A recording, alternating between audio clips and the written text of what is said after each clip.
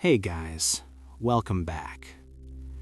Tonight, we journey into one of the most fascinating and mysterious lives in all of ancient history, the story of Cleopatra, the last pharaoh of Egypt.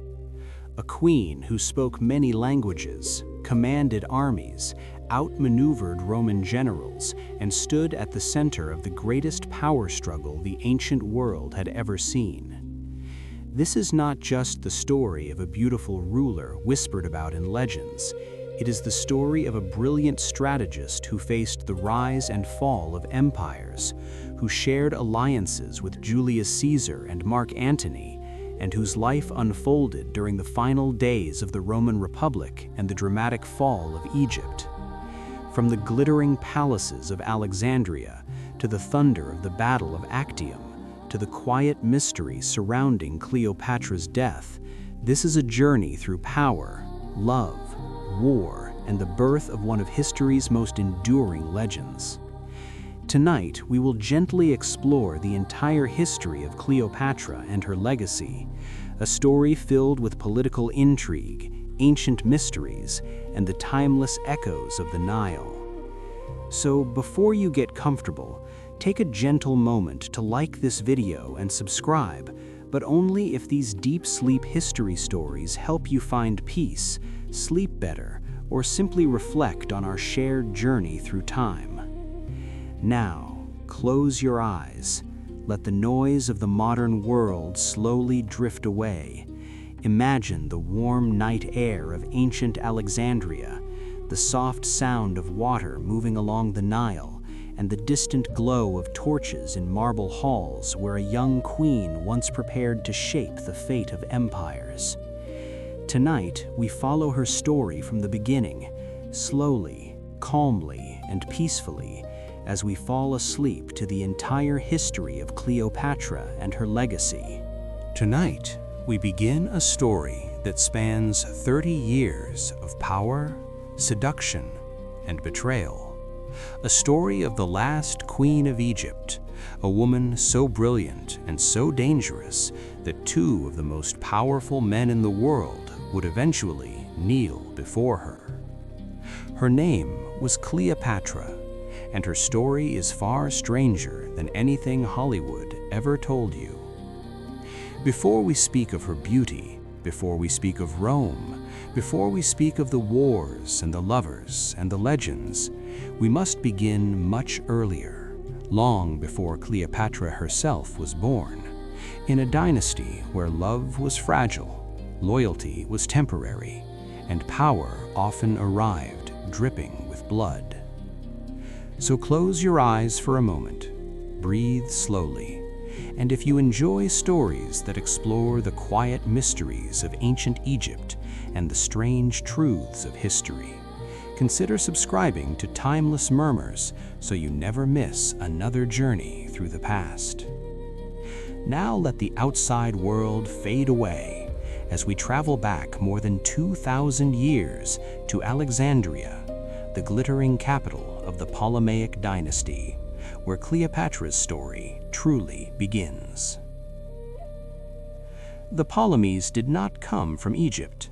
That fact alone surprises many people today. Cleopatra, the most famous queen of ancient Egypt, was not Egyptian by blood at all. She was Greek. Her ancestors had arrived in Egypt 3 centuries earlier, when the empire of Alexander the Great shattered into pieces after his death. One of Alexander's generals, a clever and ambitious man named Ptolemy, seized Egypt for himself. Rather than return to Greece, he crowned himself king and began a new dynasty that would rule Egypt for nearly 300 years. From the outside, the Ptolemies dressed like pharaohs, built temples like pharaohs, and allowed themselves to be worshipped like living gods. But beneath the gold crowns and ceremonial robes, they remained Macedonian Greeks, ruling over an Egyptian land that was not truly their own. The court of the Ptolemies was one of the richest places in the ancient world. Alexandria itself was a city of wonders. The famous lighthouse of Pharos towered above the harbor, guiding ships from across the Mediterranean. The great library of Alexandria held hundreds of thousands of scrolls, gathering knowledge from Greece, Persia, India, and beyond.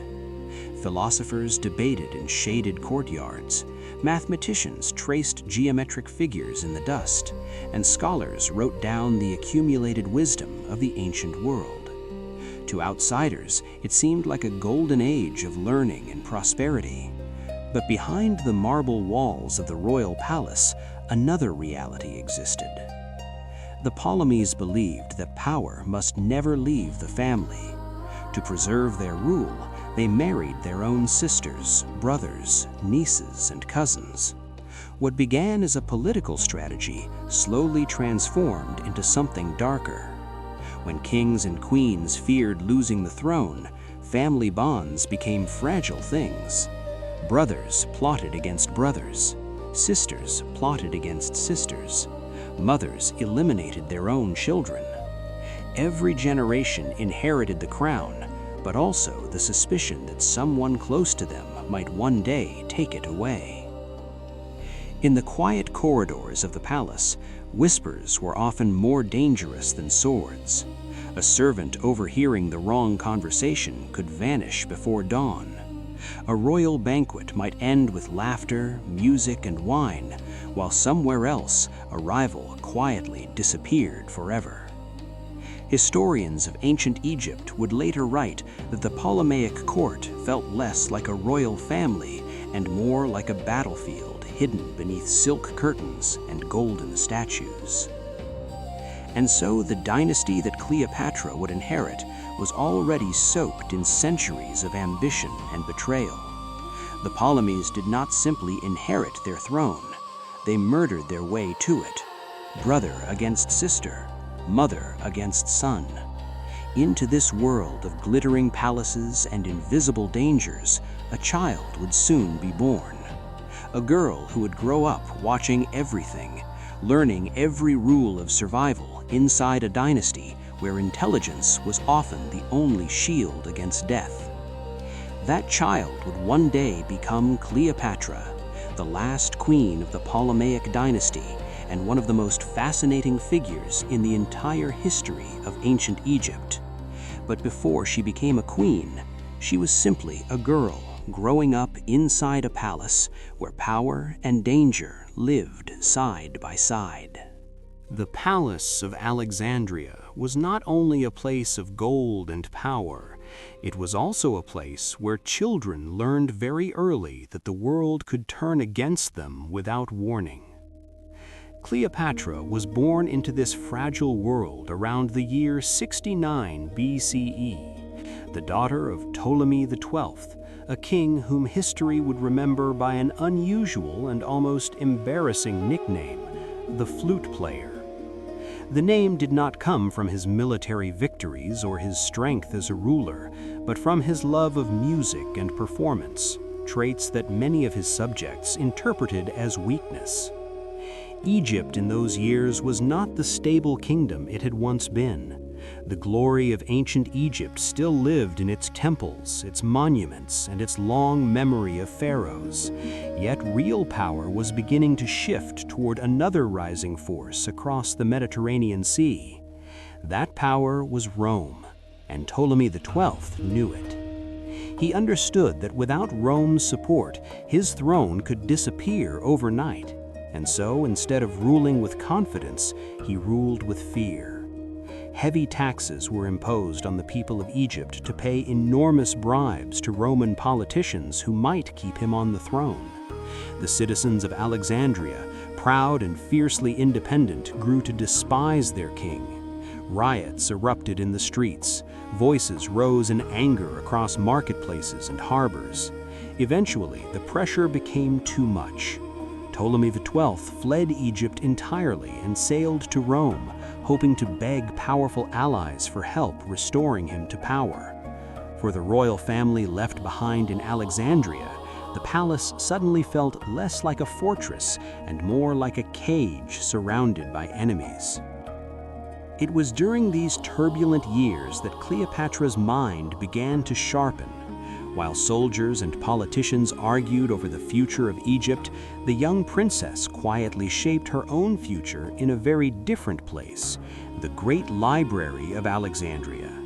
The library was not merely a building filled with scrolls, it was the intellectual heart of the ancient world. Scholars from distant lands gathered there to study astronomy, medicine, philosophy, mathematics, and history. The atmosphere of the library was one of curiosity and quiet concentration. For Cleopatra, it became something even more important. It became her school. Instead of growing up surrounded only by royal ceremonies and palace intrigue, she immersed herself in knowledge. Tutors introduced her to Greek philosophy, Egyptian religion, rhetoric, diplomacy, and science. But Cleopatra did not simply memorize information, she absorbed it with an intensity that astonished those around her. Ancient sources would later describe her as extraordinarily intelligent, curious, and disciplined. One of Cleopatra's most remarkable achievements, even at a young age, was her ability with languages. Many rulers of the Ptolemaic dynasty had never bothered to learn the language of the Egyptian people they governed. They spoke Greek within the palace and relied on translators when communicating with their subjects. Cleopatra was different. She believed that language was power. By the time she reached adulthood, she could reportedly speak at least 9 languages. Greek remained her native tongue, but she also learned Egyptian, something no earlier Ptolemaic ruler had taken the trouble to do. In addition, she studied Latin, the language of Rome, as well as Hebrew, Aramaic, Ethiopian, and several others used across the eastern Mediterranean. This talent allowed her to speak directly to ambassadors, merchants, soldiers, and scholars without the barrier of translators. It also allowed her to understand the complicated political world that surrounded Egypt. Yet Cleopatra's childhood was not entirely spent among scrolls and teachers. The palace itself remained a place filled with tension. Rumors of betrayal floated through the halls like invisible smoke. The absence of her father meant that the royal court was divided between rival factions competing for influence. Some believed Rome would soon control Egypt completely. Others hoped to restore the power of the traditional monarchy. The young Cleopatra watched these struggles carefully. She listened more than she spoke. She studied how powerful men negotiated, how alliances formed and collapsed, and how a single mistake could end a career or a life. Years later, historians would suggest that Cleopatra's most important education did not come from books alone, but from observation. She grew up in a palace where survival required patience, intelligence, and the ability to read people's intentions before they revealed them. Slowly, the shy princess began to transform into something far more formidable. She was still young, but she had already learned a critical truth about power. In a dynasty where murder was common, the person who understood the world most clearly was the one most likely to survive. And so, while her father struggled in Rome to reclaim his throne, Cleopatra quietly prepared herself for a future that no one yet fully understood. She was not yet a queen, she was not yet the legendary figure history would remember, but the foundations of that legend were already forming inside the quiet halls of Alexandria's library, where knowledge, ambition, and survival began to weave themselves together inside the mind of a young princess destined for greatness.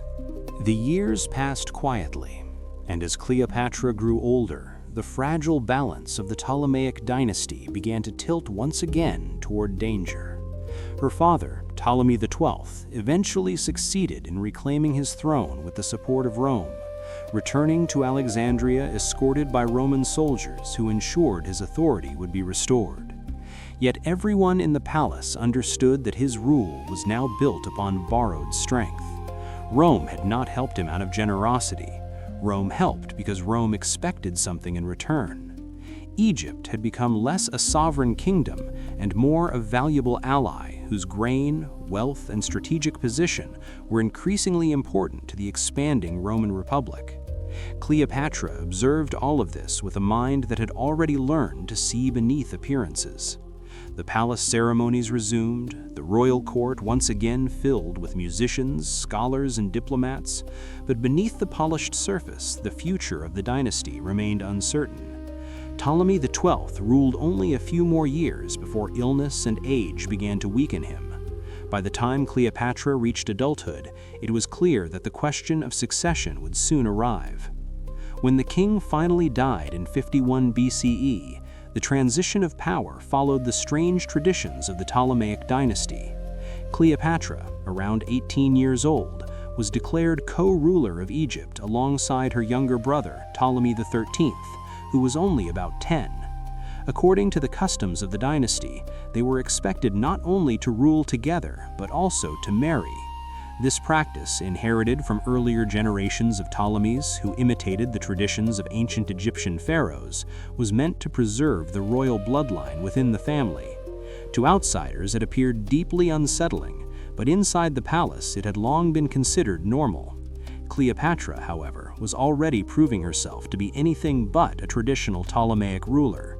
From the beginning of her reign, she began presenting herself not merely as a Greek monarch, but as a true Egyptian pharaoh. She appeared in ceremonies dressed in traditional Egyptian royal garments and addressed the people in their own language, something almost unheard of among her ancestors. For a brief moment, it seemed possible that Cleopatra might reshape the dynasty entirely. But the palace remained a dangerous place, and power rarely stayed balanced for long. Ptolemy XIII was still a child, and the real authority surrounding him rested in the hands of powerful advisors who controlled the young king's decisions. Among these men, the most influential was a court official named Pothinus, a eunuch who had risen through the palace bureaucracy and now served as one of the chief guardians of the boy king. Pothinus and his allies feared Cleopatra's growing independence. They believed that if she continued consolidating power, she might eventually rule Egypt alone, leaving them without influence. Quietly, carefully, they began to undermine her authority.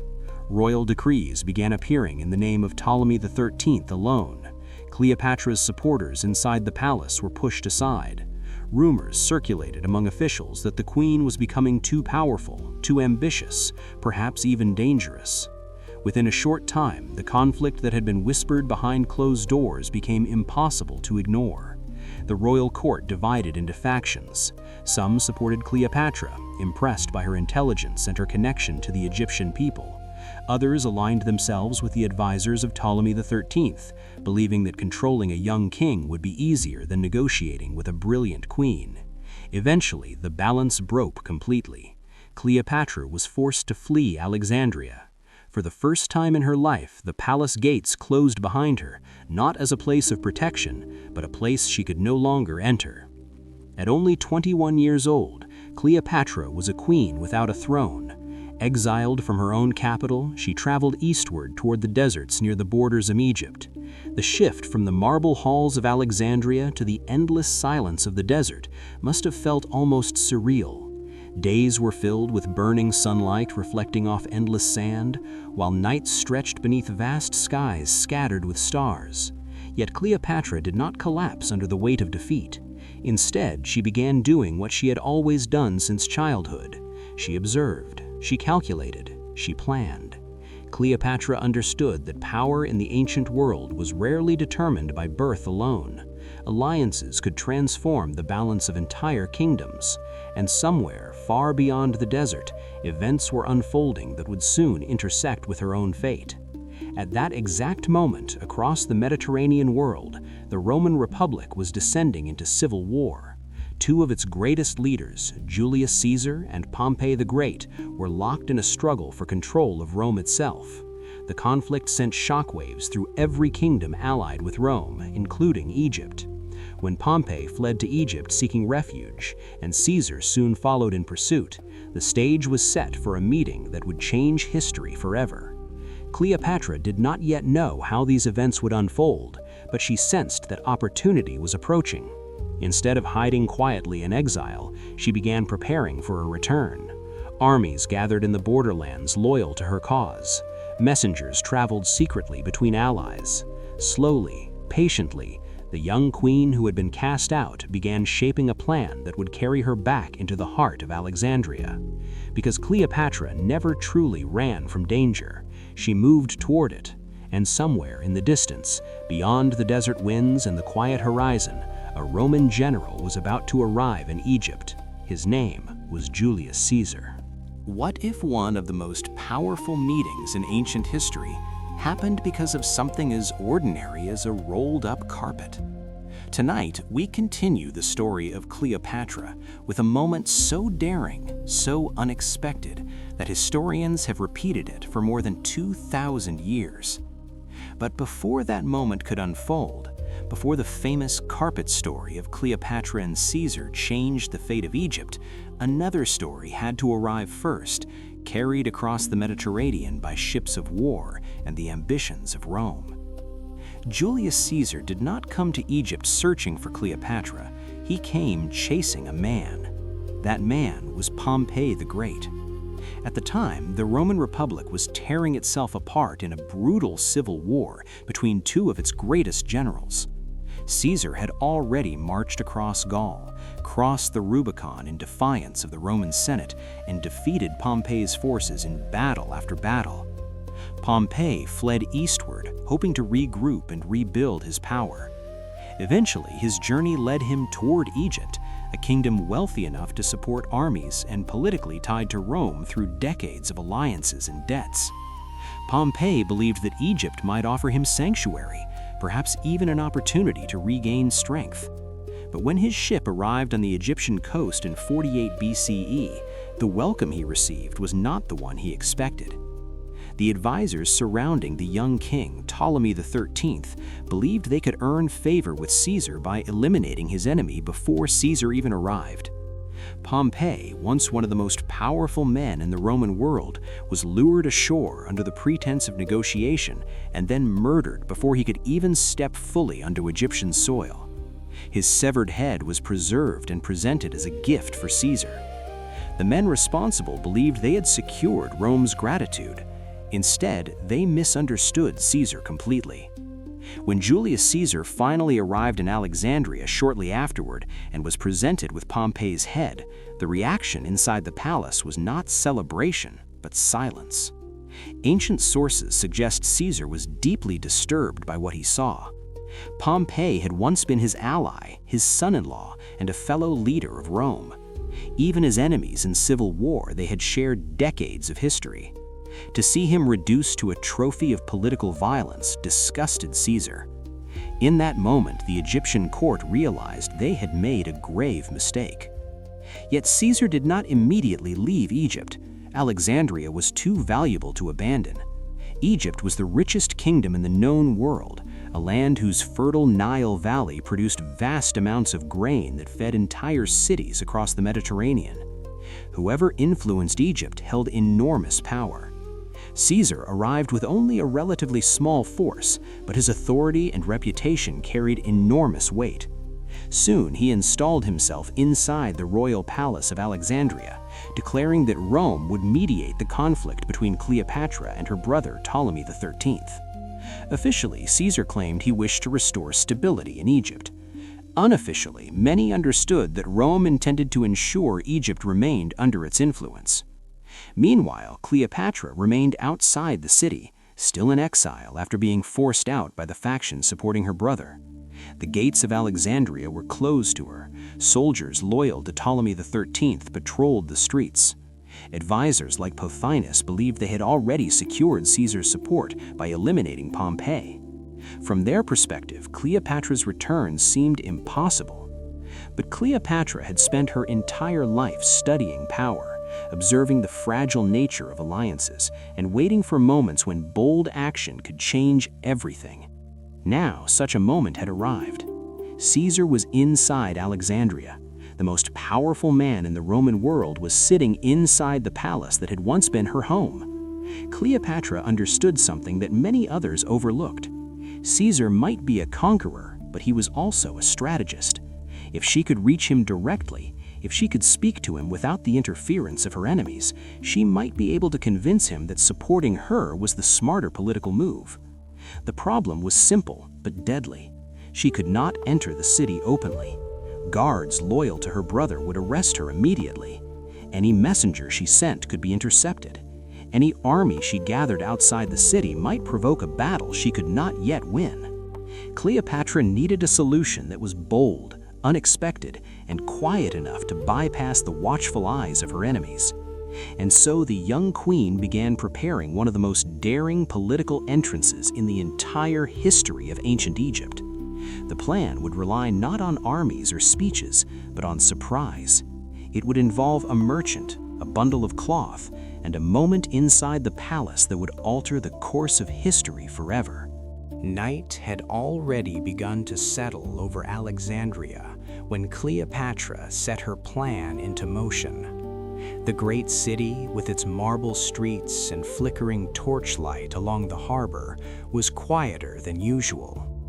Inside the royal palace, Julius Caesar was still awake, surrounded by maps, letters, and the constant pressure of decisions that shaped the fate of nations.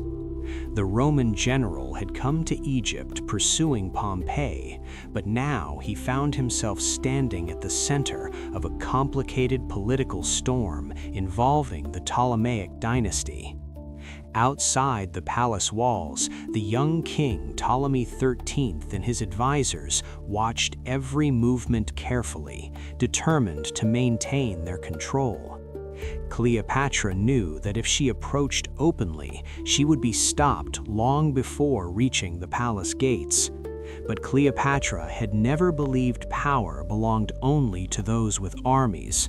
Sometimes it belonged to those willing to take the boldest risk.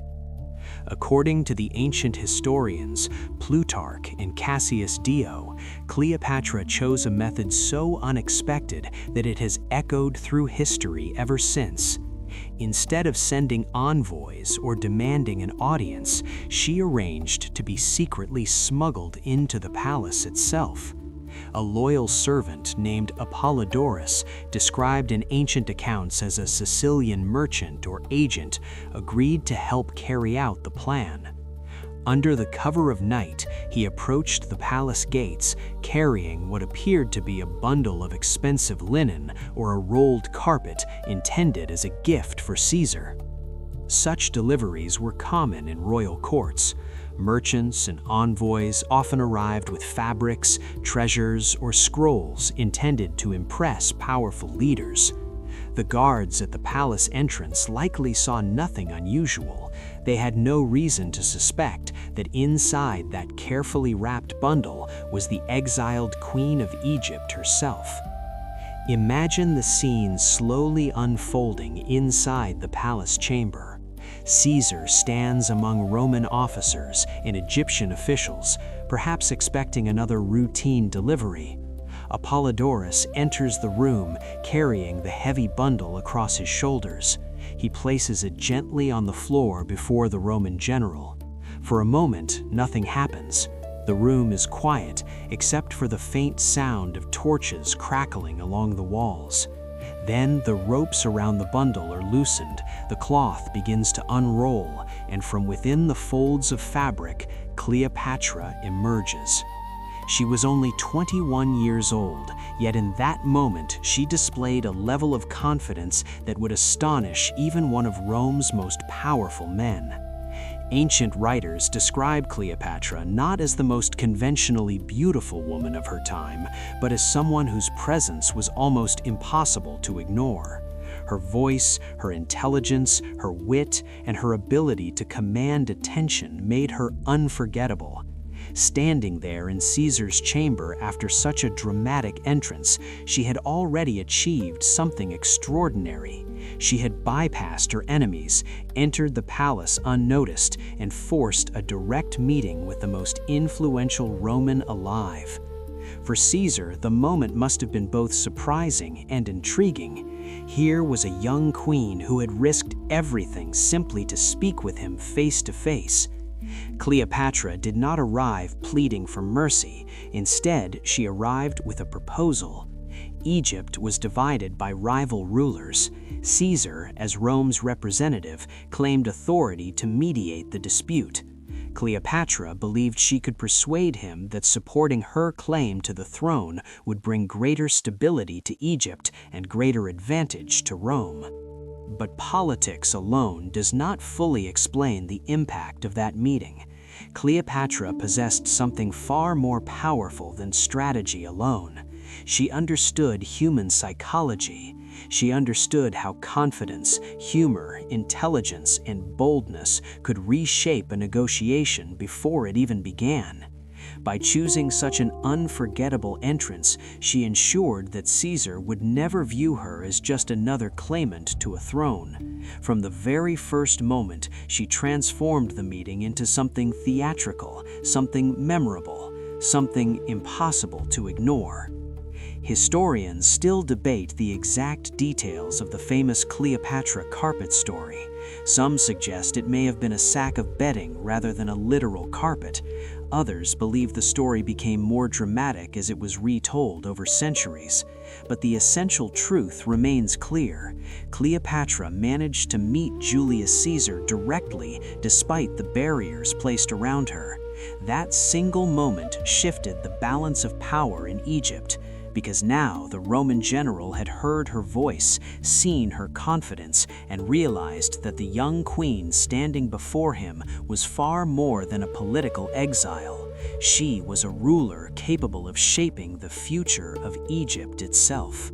The room in the royal palace of Alexandria must have felt strangely quiet after the dramatic entrance. A young queen stood before the most powerful general in the Roman world, having just emerged from a bundle of linen carried through guarded palace gates. Yet what followed was not chaos or outrage, but conversation. And that conversation would shape the destiny of Egypt, Rome, and Cleopatra herself. Julius Caesar was a man who had spent most of his life in war. He had marched across the mountains of Gaul, commanded vast armies, and outmaneuvered rivals in one of the most ruthless political systems ever known.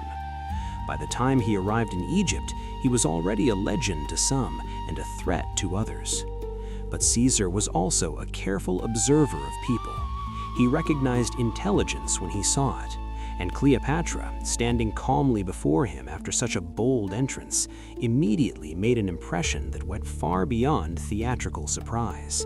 She spoke not with fear, but with clarity. Cleopatra understood something essential about Caesar before she ever met him. Like her, he was a strategist who believed that fortune favored the bold. The Roman leader admired decisive action, and Cleopatra's daring arrival had already proven that she possessed courage as well as ambition. But her real advantage lay in something even more powerful: her mind. Instead of pleading desperately for help, Cleopatra began speaking about Egypt itself. She explained the political struggle that had forced her into exile. She described how the advisors surrounding her brother Ptolemy XIII had manipulated the young king in order to seize power for themselves. She argued that a divided Egypt would only bring instability to the region, something Rome could not afford during a time of civil war. If Caesar wanted a reliable ally, Cleopatra suggested, he needed a ruler who could govern effectively and maintain order in the richest kingdom of the eastern Mediterranean. Ancient writers often remark on Cleopatra's ability with languages, and this moment likely demonstrated that skill perfectly. While Greek remained the language of the Ptolemaic court, Cleopatra could also speak Latin, the language of Rome itself. By addressing Caesar directly without interpreters, she eliminated the distance that usually separated foreign rulers from Roman commanders. Every word she spoke reached him exactly as she intended. The effect must have been striking. In the ancient world, communication often depended on translators whose interpretations could alter meaning. Cleopatra removed that barrier entirely. She spoke to Caesar as one political mind speaking to another. But intelligence alone does not fully explain why that night became so legendary. Cleopatra possessed a rare combination of qualities that ancient historians struggled to describe in simple terms. Her voice was said to be musical and persuasive. Her wit allowed her to respond quickly to complex arguments. Her presence, even more than her appearance, captured attention. Caesar had met many rulers during his campaigns, but Cleopatra did not behave like someone begging for rescue. She behaved like someone negotiating the future. Slowly, the conversation shifted from suspicion to curiosity, and from curiosity to respect. For Caesar, the situation in Egypt suddenly looked very different. Supporting Ptolemy XIII meant trusting the same advisors who had murdered Pompey, a decision that now seemed politically dangerous. Supporting Cleopatra offered another possibility entirely. She was intelligent, ambitious, and capable of ruling effectively. If she regained the throne with Roman assistance, Egypt might become a stable ally rather than a chaotic battleground. The logic of the alliance was clear. Yet beyond strategy, there was also something more subtle unfolding between them. Cleopatra and Caesar shared an understanding of survival. Both had navigated dangerous political worlds where one mistake could lead to death. Both understood how quickly fortune could change. That shared awareness created a connection that went deeper than simple diplomacy. By the time the night in Alexandria drew to its quiet conclusion, Caesar had made a decision. Rome would intervene in the conflict between Cleopatra and her brother. Caesar declared that the royal dispute should be resolved according to the will of Ptolemy XII, who had named both Cleopatra and Ptolemy XIII as joint rulers. In practice, this meant that Cleopatra would be restored to power with Caesar's support. They immediately altered the political landscape of Egypt. Advisors loyal to the young king realized that the Roman general had chosen a side. War was now almost inevitable. Outside the palace walls, tensions were already rising. Soldiers loyal to Ptolemy XIII began gathering forces within Alexandria. Cleopatra's supporters prepared for conflict. Caesar, with only a limited number of Roman troops, suddenly found himself at the center of a city on the verge of rebellion. Yet inside the palace, the alliance between Cleopatra and Caesar had already been forged. What began with a rolled carpet had become a partnership powerful enough to shape the ancient world. And so began a partnership that would echo across history. But before Cleopatra could secure her crown, the city of Alexandria itself would become a battlefield. Armies would clash in narrow streets, fleets would burn upon the harbor, and the fate of Egypt would hang in the balance. But that is a story for the next chapter. For now, let your thoughts drift slowly, like small boats gliding across the dark waters of the Nile at midnight, while the ancient city sleeps beneath the stars. The alliance between Cleopatra and Julius Caesar had been forged in quiet conversation inside the palace of Alexandria. But beyond those marble walls, the city itself was already beginning to tremble with anger and suspicion. Alexandria was not just another city of ancient Egypt, it was the largest and most complex city in the Eastern Mediterranean, home to merchants, sailors, scholars, soldiers, and hundreds of thousands of citizens who watched the politics of the Ptolemaic dynasty with restless attention.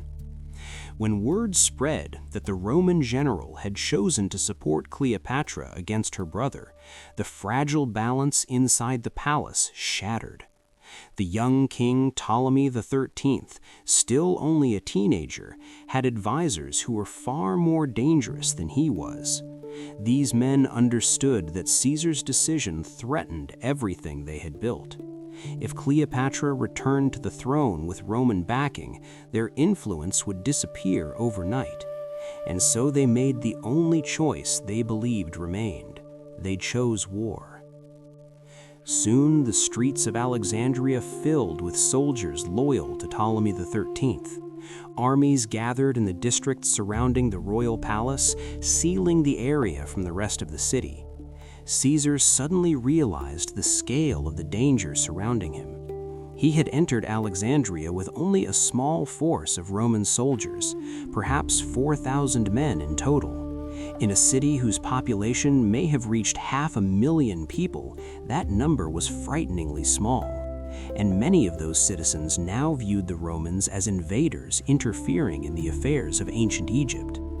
The palace where Caesar and Cleopatra now stayed together became the center of a siege. Supplies grew uncertain. Every narrow street beyond the palace walls could conceal enemies. Messengers had to move carefully through the city to avoid being captured. Yet Caesar had survived far worse situations during his long military career. The Roman general understood that a siege was not simply a battle of swords and shields. It was a battle of patience, strategy, and time. Inside the palace, he organized defenses carefully, turning corridors and gates into fortified positions guarded by Roman soldiers who had spent years campaigning across Gaul and the Mediterranean. Cleopatra remained close to him during these tense days, watching the unfolding crisis with the same calm determination she had shown since childhood.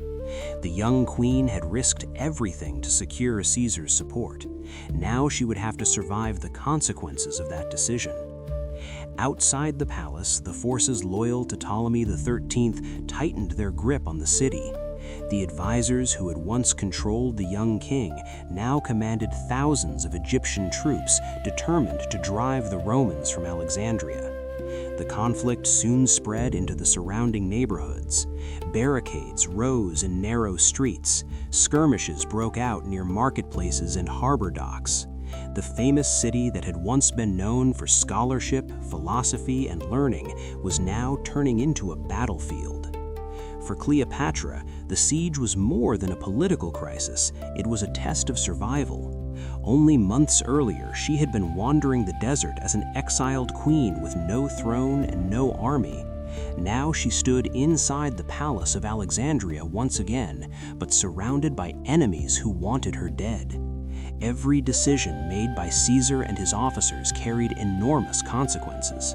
If the Roman general failed, Cleopatra would likely be captured and executed by the same advisors who had already tried to erase her from power.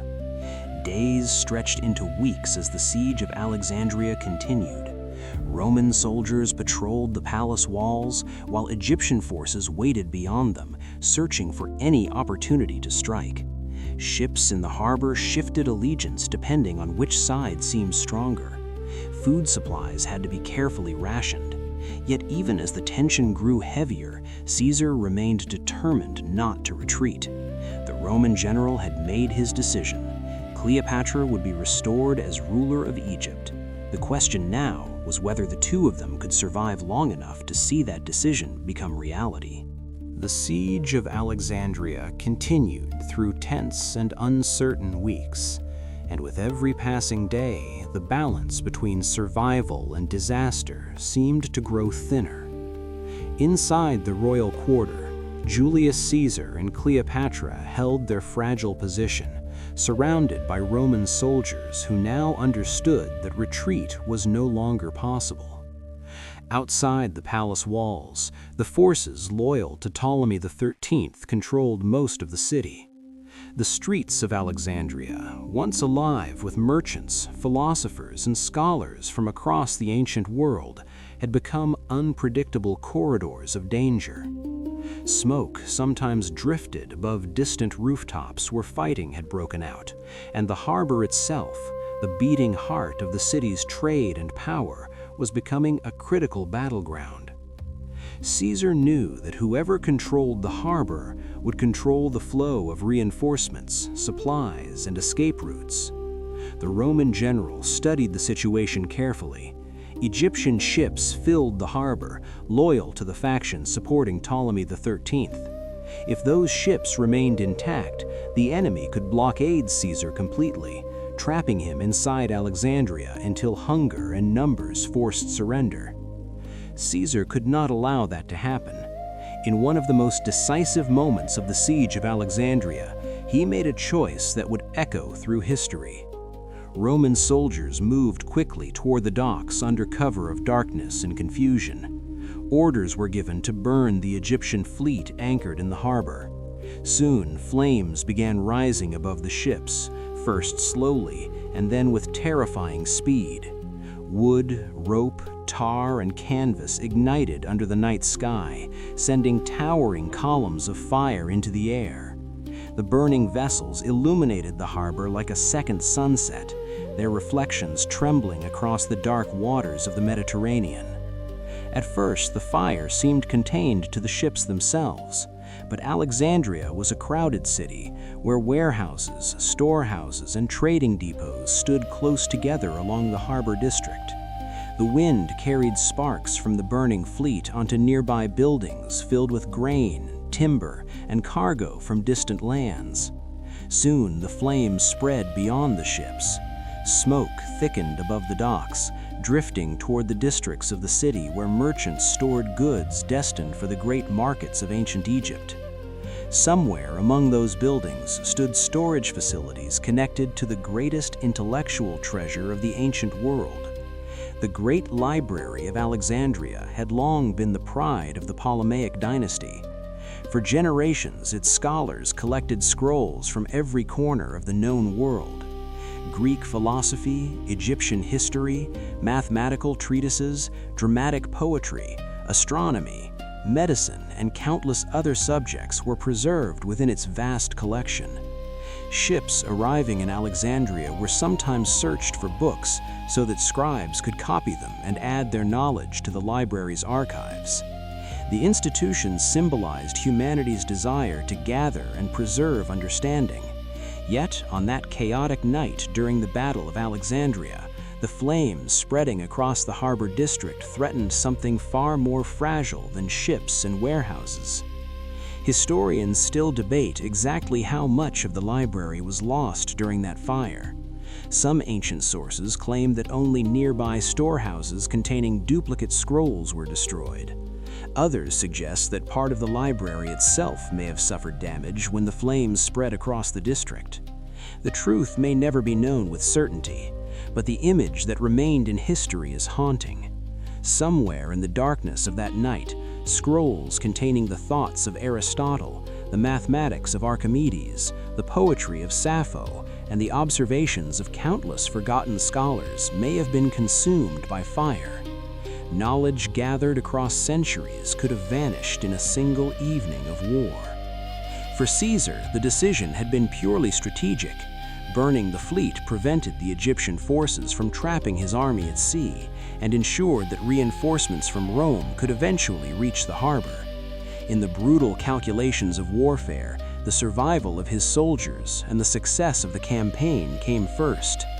Yet the unintended consequences of that fire became one of the most discussed tragedies in the history of ancient Egypt and the ancient world. Even today, the burning of the Library of Alexandria remains a powerful symbol of how fragile knowledge can be when human conflict erupts around it. Inside the palace, Cleopatra and Caesar continued their desperate struggle for control of the city. Neither of them could yet know how history would remember that night. For them, the fire was simply one moment within a larger battle for survival. Outside the palace walls, the siege of Alexandria was far from over, and the final outcome of the war still remained uncertain. The siege of Alexandria had dragged on through long weeks of tension, smoke, and uncertainty. Inside the royal quarter, Julius Caesar and Cleopatra continued to hold their fragile position, while outside the palace, the forces loyal to Ptolemy XIII waited for an opportunity to crush the Romans once and for all. The city had become a maze of shifting loyalties. Streets that once echoed with the voices of philosophers and merchants now carried the distant sounds of marching soldiers, shouted commands, and the dull rhythm of war slowly tightening around the palace walls. Yet even as the siege seemed to stretch endlessly, Caesar knew that time was not entirely on his enemy's side. Far beyond the horizon of Alexandria, the Roman world was still moving. Messengers had been sent, reinforcements were on their way. At last, the moment Caesar had been waiting for began to arrive. Roman allies from the eastern provinces marched toward Egypt under the command of Mithridates of Pergamum, bringing fresh troops to support Caesar's position. Their arrival changed the entire balance of the conflict. What had once been a desperate defensive struggle inside Alexandria was now transforming into an opportunity to strike back. Caesar prepared to move beyond the palace and confront the forces of Ptolemy XIII directly. Cleopatra, whose future depended entirely on the outcome of this war, watched the preparations closely. She had risked everything to form her alliance with Caesar, and now that alliance was about to determine whether she would rule Egypt or vanish into history as another defeated claimant to the throne. The decisive confrontation unfolded near the waters of the Nile, the ancient river that had sustained Egyptian civilization for thousands of years. For centuries, the Nile had symbolized life, fertility, and stability in ancient Egypt. Now it would witness the final act of a bitter struggle within the Ptolemaic dynasty. Egyptian forces loyal to Ptolemy XIII attempted to regroup and resist Caesar's advancing army. The battle that followed was chaotic and fierce, fought among riverbanks, marshes, and shifting currents, where soldiers struggled not only against each other, but also against the unpredictable terrain of the Nile Delta. Roman discipline and experience, however, began to tilt the outcome of the battle. Caesar's troops had survived campaigns across Gaul, Spain, and Greece. They were accustomed to fighting under impossible conditions, and slowly their formations pushed forward through the confusion of battle. Ptolemy XIII himself was present with his army during the conflict, still a young king trying to preserve the throne he had inherited only a few years earlier. But the tide of war had already begun turning against him. As Roman forces advanced, panic spread through parts of the Egyptian ranks. Soldiers retreated toward the riverbanks in disorder. In the chaos of the battlefield, Ptolemy attempted to escape, boarding a vessel in the hope of crossing the Nile and regrouping with remaining supporters. Yet the escape would never succeed. Ancient sources describe the moment with a tragic sense of irony. The young king wore elaborate royal armor decorated with gold and designed to display his authority as ruler of Egypt. In calmer circumstances, such armor symbolized power and legitimacy, but on that desperate day, it became something else entirely.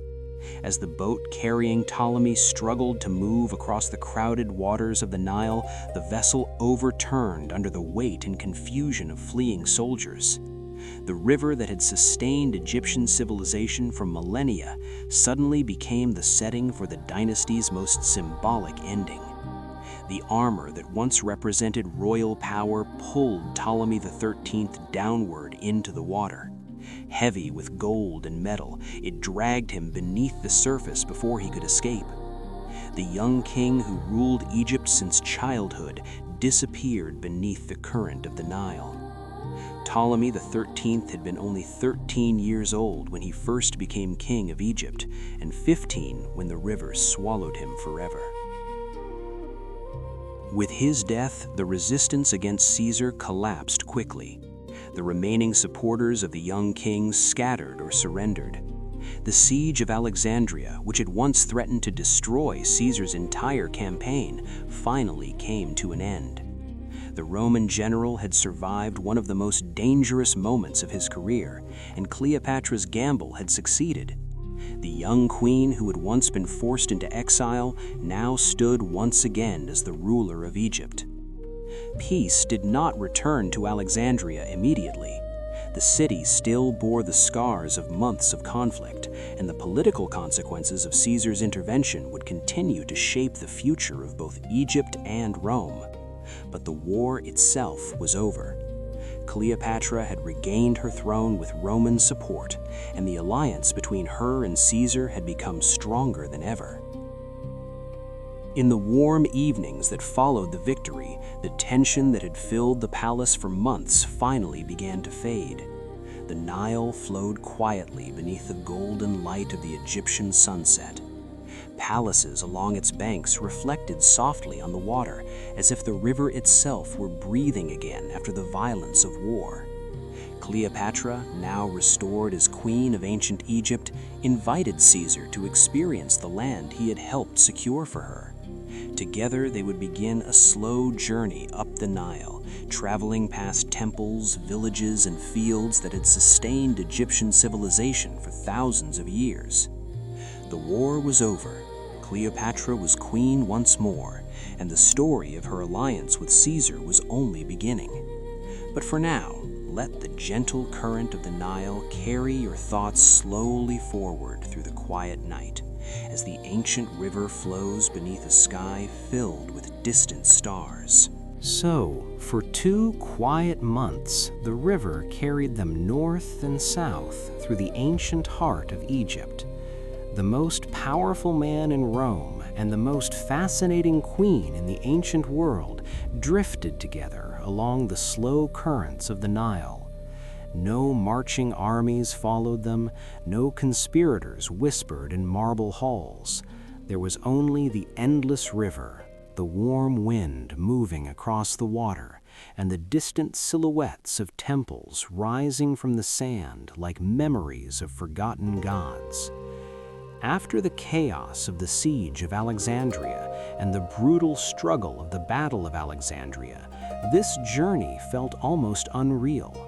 Julius Caesar, who had spent most of his life moving from battlefield to battlefield, now found himself drifting beneath Egyptian stars beside Cleopatra, the queen whose destiny had become deeply intertwined with his own.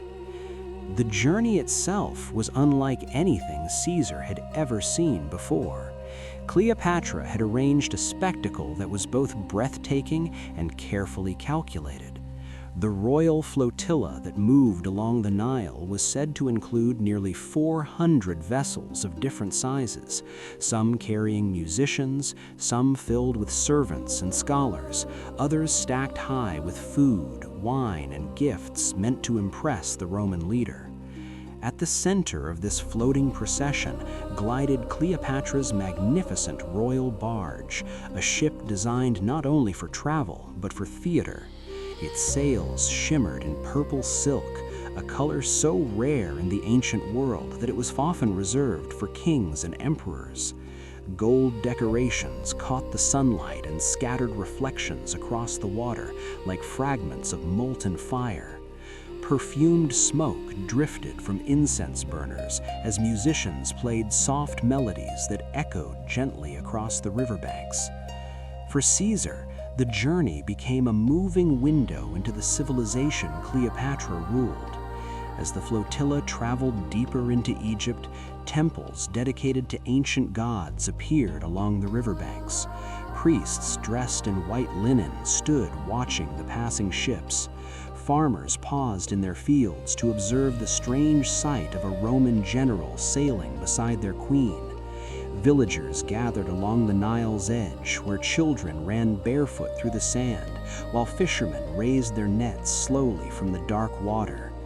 Every mile of the journey reminded Caesar that Egypt was not simply another conquered territory. It was one of the oldest and richest civilizations in the world. Its grain fed millions across the Mediterranean. Its temples held traditions older than the Roman Republic itself. But Cleopatra was not merely showing Caesar beauty, she was showing him power. This Nile cruise was far more than a romantic escape after war. It was a carefully crafted political performance. Cleopatra understood something deeply about Rome that few others outside the Republic ever grasped. Rome's leaders were not impressed by luxury alone. They were impressed by stability, wealth, and strategic value. As the royal flotilla moved past endless fields of wheat swaying in the Egyptian sun, Cleopatra was quietly making a point. Egypt was the breadbasket of the Mediterranean world. The grain grown along the Nile could feed Rome's population for years. Whoever controlled Egypt controlled one of the most vital economic lifelines in the ancient world. So, Cleopatra allowed Caesar to see everything. The granaries stacked high with harvested wheat, the markets filled with spices, linen, papyrus, and precious stones traded from lands far beyond the desert, the temples whose priests held centuries of knowledge about astronomy, medicine, and mathematics. Without speaking directly about politics, Cleopatra was communicating something far more persuasive than any speech. She was saying, through the silent language of wealth and civilization, "This is Egypt. This is the kingdom that stands beside Rome if I remain queen." Evenings on the river became moments of quiet elegance. As the sun disappeared beyond the western desert, the sky slowly filled with stars reflected across the calm waters of the Nile. Lanterns were lit across the royal barge, casting golden light across polished wood and marble floors. Musicians played gentle songs while guests reclined on cushions and listened to stories of ancient pharaohs and forgotten dynasties. Caesar, who had spent decades surrounded by soldiers and political rivals, now experienced a world of calm reflection rarely found in his life. Cleopatra moved through these evenings with a presence that fascinated everyone around her. She spoke Greek, Egyptian, and several other languages fluently, discussing philosophy with scholars one moment and laughing softly with Caesar the next. For Cleopatra, this journey was also personal. She had fought for her throne with intelligence and courage, surviving exile, betrayal, and war. Now she was showing the Roman leader the world she intended to rule. Beneath the quiet romance of the Nile cruise, an unspoken alliance was growing stronger. Cleopatra and Caesar were no longer simply allies of convenience. They were partners in something far more complicated, a relationship that mixed politics, admiration, ambition, and something that history would later describe simply as love. And as the great river carried them slowly through the ancient land of Egypt, another chapter of history was quietly approaching. Because somewhere within Cleopatra's palace, a child would soon be born. A child whose existence would tie Egypt and Rome together in a way that would echo through history for generations. A child who would be called Caesarion, the Little Caesar.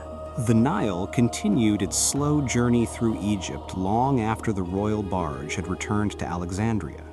But the quiet consequences of that voyage were only beginning to unfold.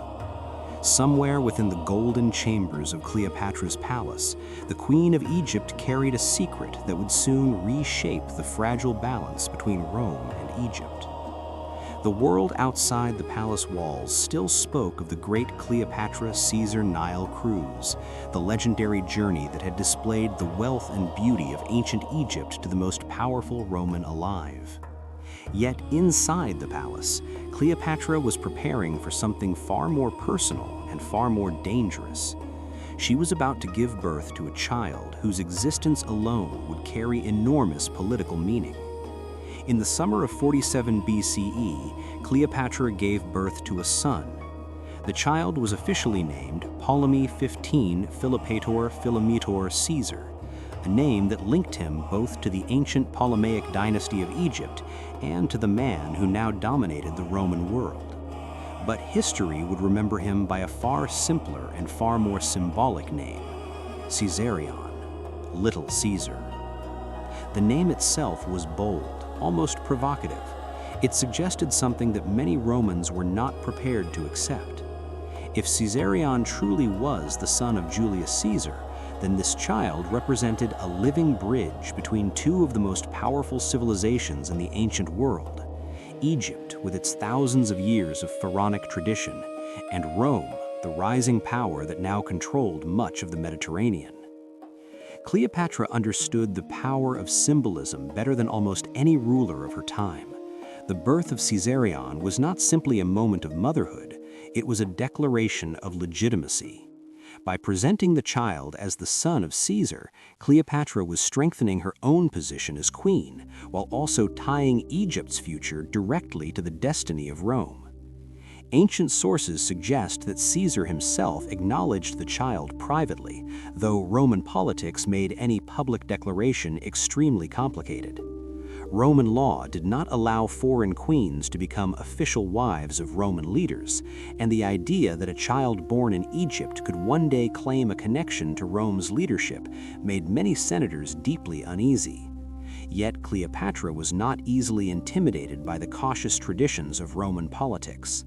In 46 BCE, she traveled to Rome, bringing Caesarion with her and establishing residence in a villa across the Tiber River. The arrival of the Egyptian queen in Rome caused immediate fascination and controversy.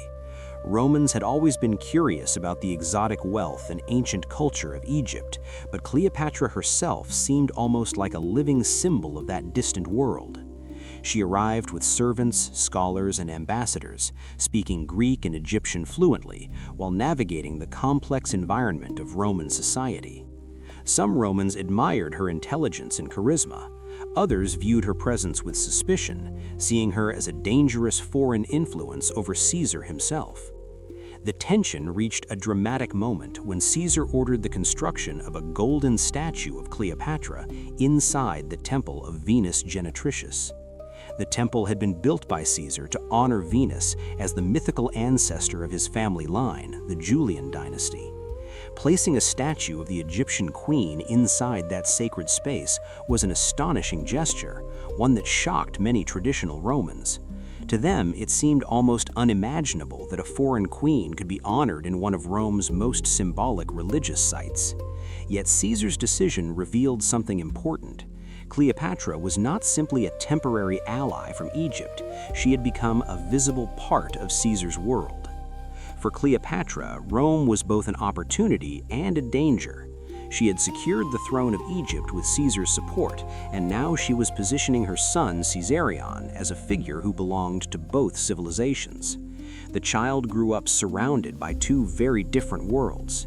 Egyptian priests spoke of him as a future pharaoh, heir to a dynasty that traced its authority back through Alexander the Great and ancient rulers of the Nile. Meanwhile, in Rome, whispers spread through political circles about the existence of a child who might carry Caesar's bloodline beyond the boundaries of Roman law. But Rome in the final years of Caesar's life was a city filled with tension. Caesar's victories in the Roman Civil War had made him more powerful than any Roman leader before him. In 44 BCE, he was named Dictator Perpetuo, Dictator for Life, a title that alarmed many senators who feared that the Roman Republic was slowly transforming into a monarchy. Statues of Caesar appeared across the city, crowds cheered him in the streets, yet within the Senate, resentment and fear were quietly growing. Cleopatra, living in her villa across the Tiber, could sense the shifting atmosphere. Rome was not Alexandria. Roman politics were colder, harsher, and far more unpredictable. The alliances that protected a ruler one year could disappear the next. Cleopatra had survived palace conspiracies before, but Rome was a different arena entirely. Here, ambition and betrayal were woven deeply into the structure of power itself. And somewhere within that growing storm of Roman politics, the fate of Caesarion quietly hung in the balance. The boy who carried the name of Caesar and the blood of Egypt could become a symbol powerful enough to unite kingdoms, or a threat dangerous enough to provoke deadly enemies. As Cleopatra held her son in the quiet rooms of her Roman residence, she could not yet know how quickly the world around them was about to change. So Rome, in the final years of Julius Caesar's life, was a city that seemed to breathe with quiet tension. To travelers arriving from distant provinces, it appeared magnificent and stable, filled with marble temples, crowded markets, and triumphal statues celebrating Roman victories across the Mediterranean. But beneath the surface of that greatness, something fragile had begun to crack. The Roman Republic had existed for centuries as a system balanced between powerful families, ambitious generals, and cautious senators who believed deeply in the traditions of shared authority. Yet Julius Caesar had changed that balance forever. His victories in the Roman Civil War had made him the most powerful man Rome had ever seen, and the honors he received began to make many senators deeply uncomfortable. Statues of Caesar appeared across the city. His face was stamped on coins. Crowds cheered him in the streets as if he were already a king. And for a society that had once overthrown its own monarchs centuries earlier, the idea of a single man holding such power was terrifying.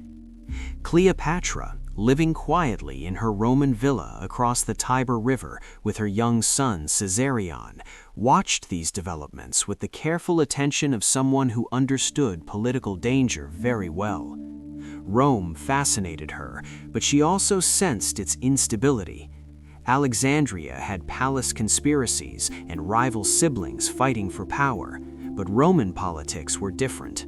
In Rome, betrayal could appear beneath the language of honor and patriotism. Senators spoke calmly in the forum during the day, while quietly planning drastic actions in the evening. Cleopatra had secured her throne with Caesar's support, yet she knew that the fate of Egypt was now deeply tied to the survival of the Roman leader. If Caesar remained powerful, Cleopatra's position remained secure. If he fell, everything she had built could collapse overnight. As winter turned slowly towards spring in the year 44 BCE, the rumors surrounding Caesar began to grow louder. Some senators whispered that he intended to declare himself king. Others feared that the Roman Republic was already finished and that Caesar's power would soon become permanent. Among these anxious men was a group of conspirators who convinced themselves that they were defending Rome's ancient freedoms. They called their plan a rescue of the Republic. History would remember it simply as one of the most famous assassinations ever carried out. The day chosen for the plot was the 15th of March, a date known in the Roman calendar as the Ides of March. On that morning, Caesar prepared to attend a meeting of the Senate at the theater of Pompeii. Ancient historians later wrote that several warnings had reached him beforehand. A priest had reportedly warned that danger surrounded the Ides. A letter describing the conspiracy was even placed in Caesar's hands as he walked toward the Senate chamber. But the Roman leader, accustomed to surviving countless political storms and battlefield dangers, brushed aside these signs. Perhaps he believed his power made him untouchable. Perhaps he simply refused to imagine that his fellow senators would dare attack him inside the heart of Rome itself. Inside the Senate chamber, the conspirators waited, dressed in their official robes, appearing no different from any other Roman officials gathering for debate. Among them were men Caesar trusted, including Brutus and Cassius, figures who had once benefited from Caesar's generosity. When the meeting began, one of the conspirators approached Caesar with a petition, drawing his attention away from the others. In a moment that unfolded with terrifying speed, the attack began. Blades flashed from beneath their robes. One senator struck first, and then another. Ancient writers describe the scene with a mixture of horror and disbelief. Caesar attempted to resist at first, but as more attackers surrounded him, he realized that escape was impossible. 23 stab wounds were delivered in the chaos that followed. The most powerful man in the Roman world collapsed onto the floor of the Senate chamber, his blood spreading across the marble beneath the statue of Pompey, the very general he had defeated years earlier in the Civil War. In a cruel twist of symbolism, Caesar died beneath the gaze of his former rival. News traveled through Rome with shocking speed. Crowds gathered in confusion as rumors spread through the streets. Some citizens believed the Republic had been saved. Others feared the city would soon collapse into violence. Within a quiet villa across the Tiber River, Cleopatra received the message that would change her life once again. The man who had restored her throne, protected her kingdom, and fathered her son was dead. Julius Caesar, the most powerful man in the world, had bled out on the floor of the Roman Senate. Yet Cleopatra's response was not dramatic grief. She did not rush into the streets or cry publicly before the crowds of Rome. Cleopatra had survived too many political storms to react impulsively. She understood immediately what Caesar's death meant. Rome was about to descend into chaos as rival factions fought for control of the Republic, and a foreign queen connected to the fallen dictator was suddenly in an extremely dangerous position.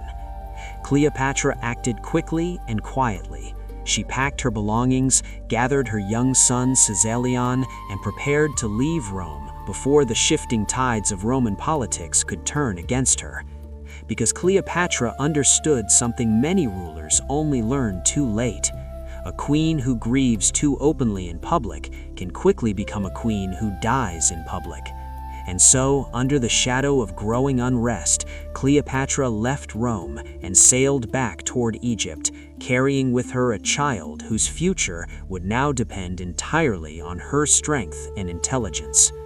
The Mediterranean was calm that night as Cleopatra's ship moved silently through the dark waters. Behind her, Rome was sliding toward civil war. Ahead of her waited the ancient kingdom of Egypt, a throne that was once again hers to defend.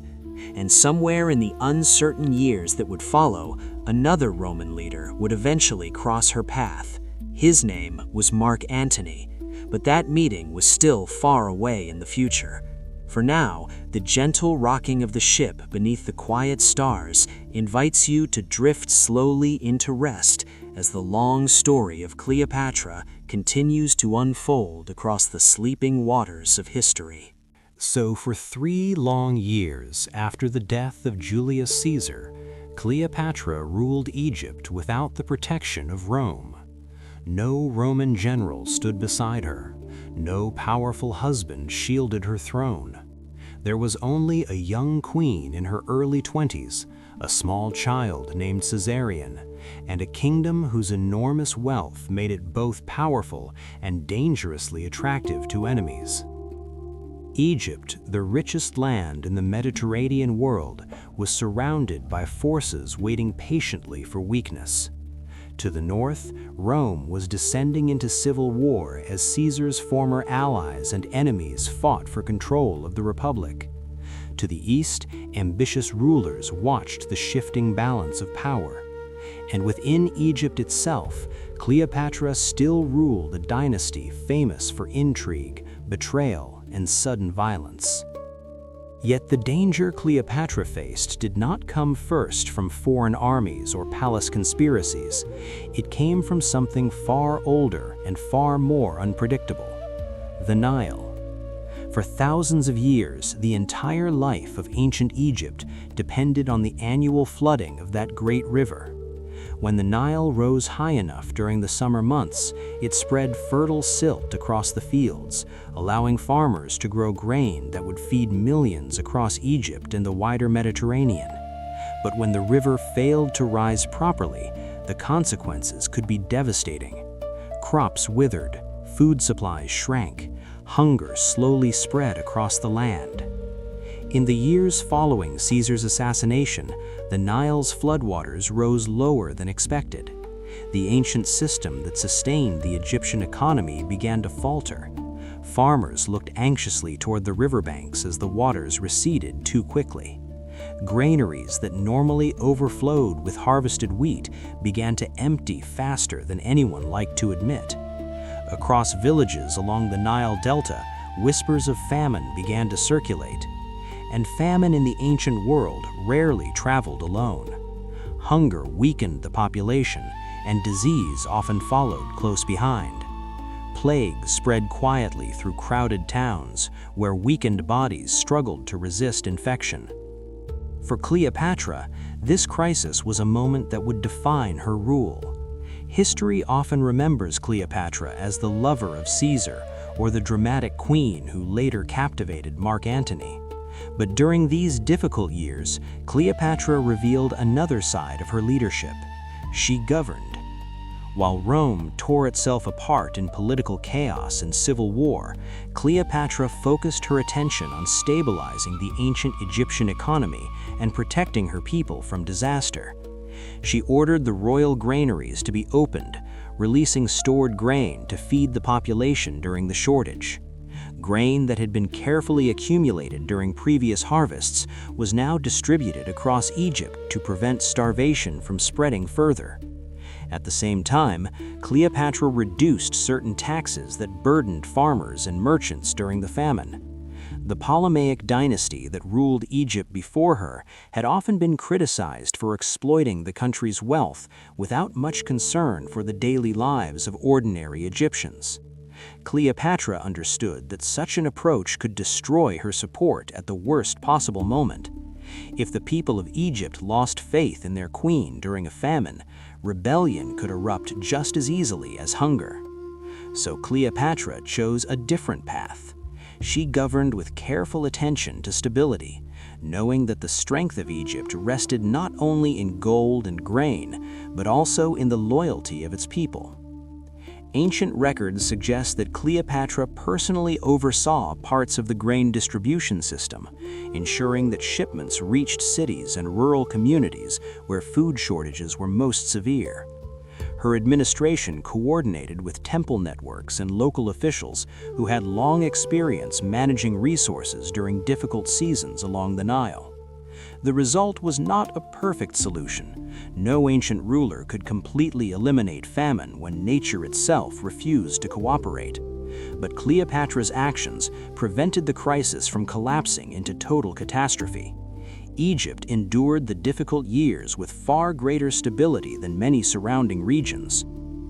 This period also revealed Cleopatra's remarkable political intelligence. By protecting Egypt's agricultural system and stabilizing the ancient Egyptian economy during famine, she strengthened her legitimacy as Queen of Egypt. Pharaohs had long been viewed not only as rulers, but also as guardians of cosmic order, responsible for maintaining balance between the gods, the land, and the people. When Cleopatra ensured that grain continued to reach the population despite the Nile's failure, she was quietly reinforcing that ancient role.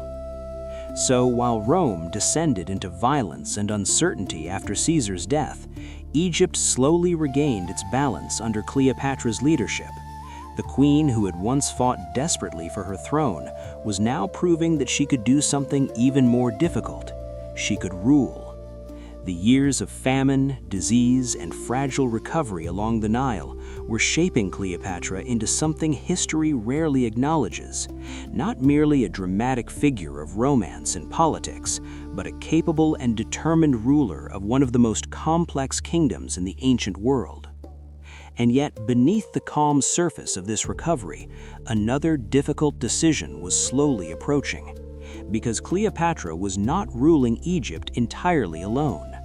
A young king technically shared her throne, and in the brutal world of the Ptolemaic dynasty, shared power rarely remained peaceful for long. So the stability Cleopatra slowly rebuilt across Egypt did not mean that danger had disappeared. Beneath the quiet rhythm of the Nile and the careful recovery of the ancient Egyptian economy, the politics of the Ptolemaic dynasty remained as ruthless as they had always been. Cleopatra understood this better than anyone alive. She had grown up inside a royal family where power rarely passed peacefully from one generation to the next. Brothers betrayed sisters. Sisters poisoned brothers. Children were raised knowing that the throne of Egypt was not merely inherited, it had to be defended constantly. When Cleopatra returned to Egypt after the death of Julius Caesar, she was not the only monarch ruling the country. According to the traditions of the Ptolemaic kingdom, she technically shared the throne with her younger brother, Ptolemy XIV. Such arrangements were common within the dynasty. For generations, the rulers of Ptolemaic Egypt had practiced sibling marriages and co-rulerships, presenting themselves as divine royal pairs modeled after ancient Egyptian gods.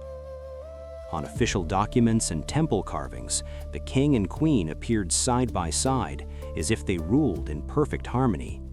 But behind the ceremonial image, these partnerships often hid deep suspicion and rivalry. Ptolemy XIV was still very young when Cleopatra returned to Alexandria as the undisputed queen of Egypt. Yet even a young king could become a dangerous symbol.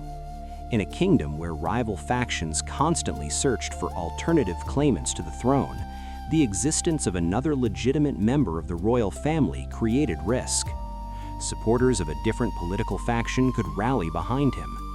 Foreign powers looking to influence Egyptian politics might attempt to use him as a puppet ruler.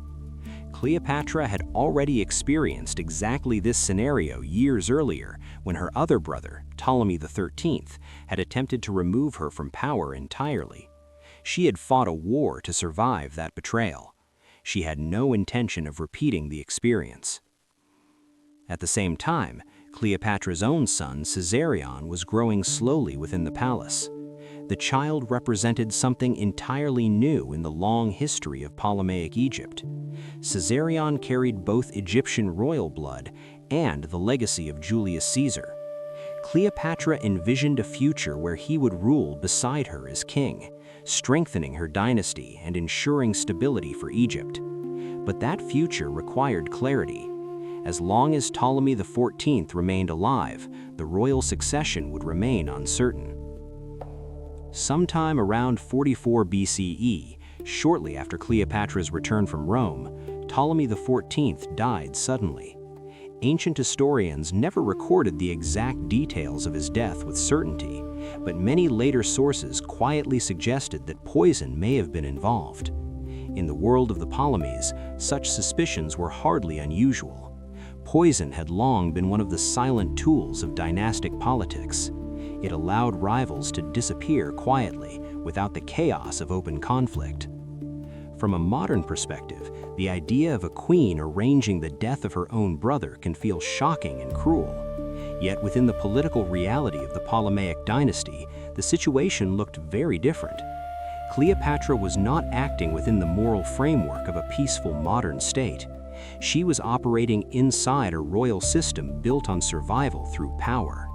Nearly every ruler in the dynasty before her had eliminated rivals when necessary. Brothers had been killed, sisters had been imprisoned, entire branches of the royal family had vanished when they became inconvenient. For Cleopatra, the decision was not about cruelty, it was about certainty. In a kingdom surrounded by ambitious foreign powers and internal factions, uncertainty could be fatal. By removing Ptolemy XIV from the political landscape, Cleopatra eliminated a potential rival and secured the path for her son Caesarion to become co-ruler of Egypt. Shortly after the young king's death, Caesarion was formally elevated as Ptolemy XV Caesar, ruling beside Cleopatra as the new pharaoh of Egypt. The symbolism of this moment was profound. Cleopatra had not simply replaced one sibling with her child, she had created a new dynastic identity. Caesarion was not merely another member of the Ptolemaic family, he represented a fusion between two powerful worlds, the ancient traditions of Egypt and the immense political influence of Rome. By placing Caesarion on the throne beside her, Cleopatra was declaring that her dynasty would continue through him.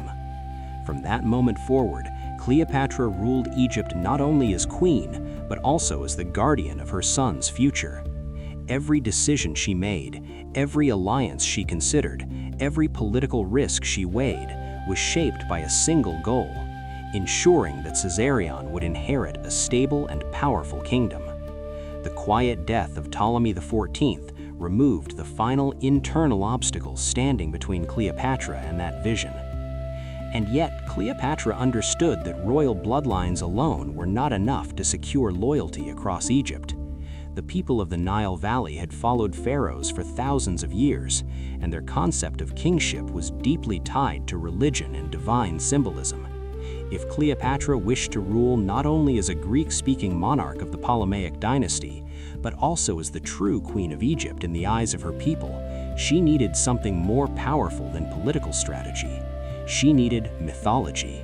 She needed divinity. Power in ancient Egypt had never been purely political. For thousands of years, the authority of a pharaoh rested on something deeper than armies, gold, or royal bloodlines. Egyptian kings and queens ruled because they were believed to stand at the intersection between the human world and the divine order of the cosmos. The pharaoh was not merely a ruler. The pharaoh was the living bridge between the gods and the people, responsible for maintaining harmony between the Nile, the land, and the heavens themselves. Cleopatra understood this ancient belief with remarkable clarity.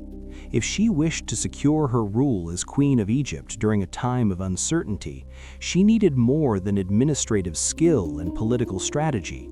She needed to become something larger than a monarch. She needed to become a symbol. And so Cleopatra began to transform the way she presented herself to the world.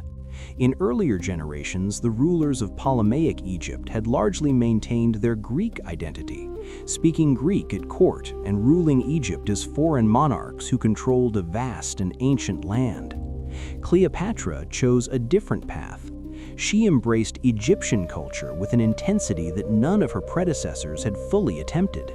She learned the Egyptian language fluently, becoming the first ruler of her dynasty known to do so. She appeared in traditional Egyptian dress during religious ceremonies, honoring the ancient temples and priesthoods that had shaped Egyptian civilization for millennia. These actions were not theatrical gestures meant only to impress observers. They were deliberate steps in a long and intelligent strategy designed to reshape her identity in the eyes of the Egyptian people. At the center of this transformation stood one powerful figure from Egyptian mythology, the goddess Isis.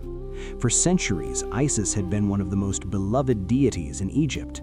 She was the goddess of motherhood, magic, protection, and royal authority. Stories told of her devotion to her husband Osiris and her tireless search to restore him after his death.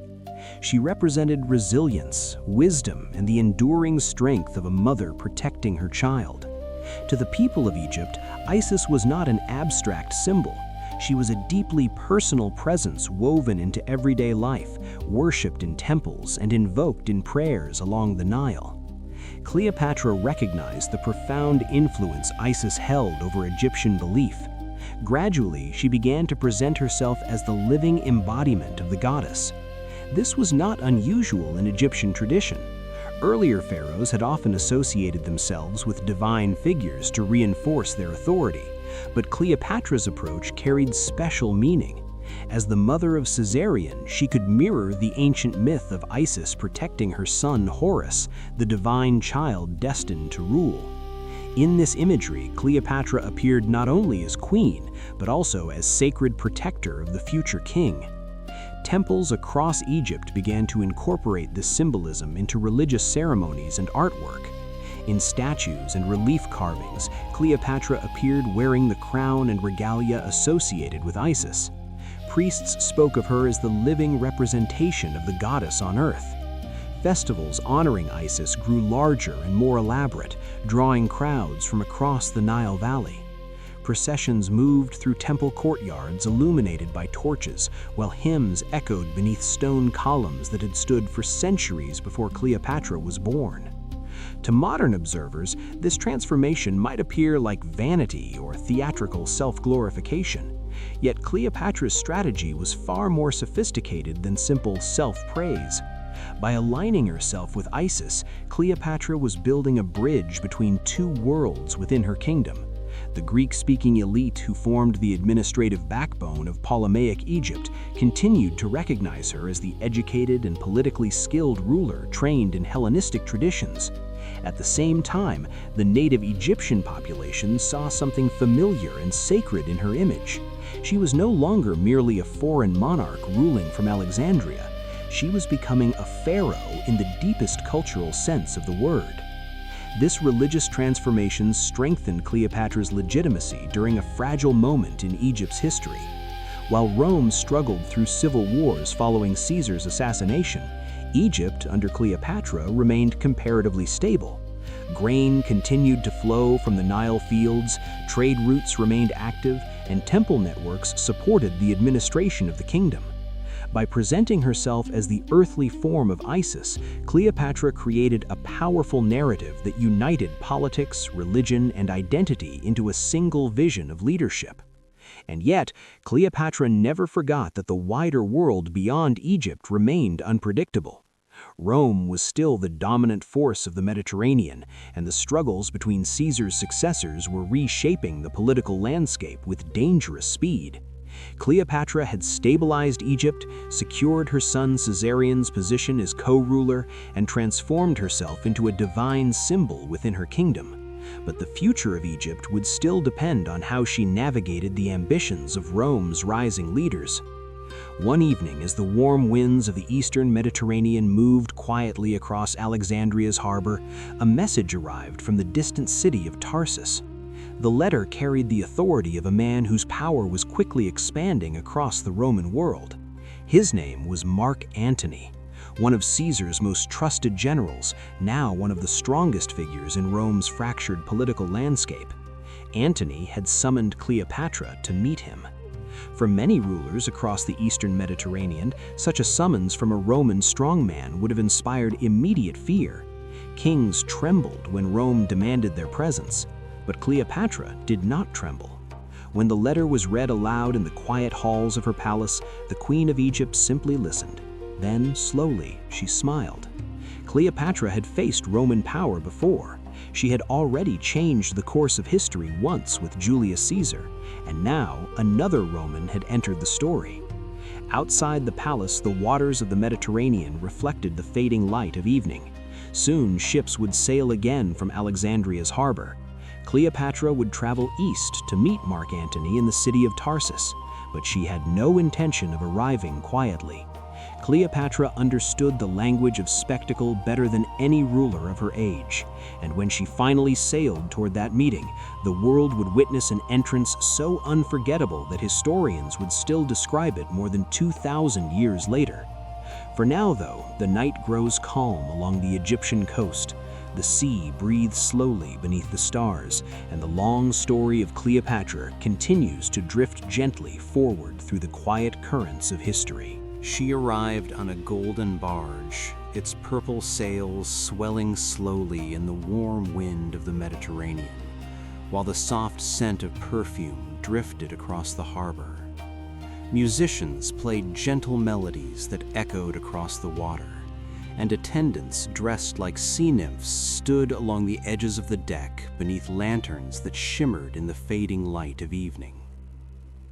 Mark Antony had summoned the Queen of Egypt to appear before him in the city of Tarsus. He expected a ruler to arrive with diplomacy, perhaps with tribute, perhaps with cautious respect. What appeared instead was something far more extraordinary. Cleopatra did not arrive as a queen, she arrived as a goddess. The meeting between Cleopatra and Mark Antony would become one of the most famous encounters in ancient history. Yet the moment itself began quietly within the shifting politics of the Roman world. After the assassination of Julius Caesar, the Roman Republic had fractured into competing powers. Among the most dominant figures emerging from this chaos was Mark Antony, one of Caesar's most trusted generals and a man known for his charisma, military strength, and powerful presence. Antony now controlled much of the eastern Roman territories and had summoned Cleopatra to explain her role during the Roman civil wars. The official reason for the meeting was political, but Cleopatra understood that politics in the ancient world often unfolded through personal impressions as much as through treaties and armies. When Cleopatra prepared to sail from Alexandria toward Tarsus, she was not simply planning a diplomatic visit. She was designing a performance that would reshape the balance of power before a single word was spoken. Ancient historian Plutarch later described the moment with vivid detail, emphasizing how Cleopatra turned the arrival itself into an unforgettable spectacle. Her royal ship moved slowly along the Cydnus River toward the harbor of Tarsus, like something out of myth rather than history. The vessel itself seemed less like a ship and more like a floating palace. Its stern was plated in gold that caught the sunlight and reflected it across the water.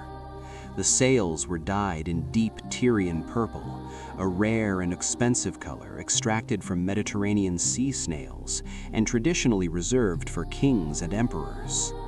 Even the oars were said to be made of silver, dipping rhythmically into the water as music from flutes and lyres floated softly through the air.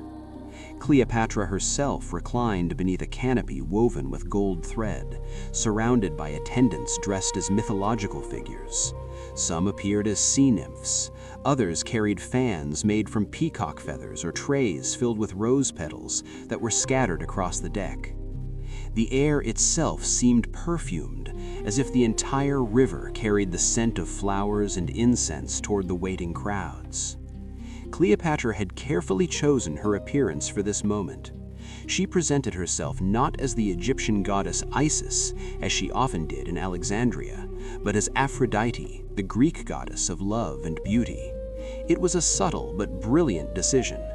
Mark Antony was a Roman deeply influenced by Greek culture, and Aphrodite's symbolism would resonate far more strongly with him than traditional Egyptian imagery.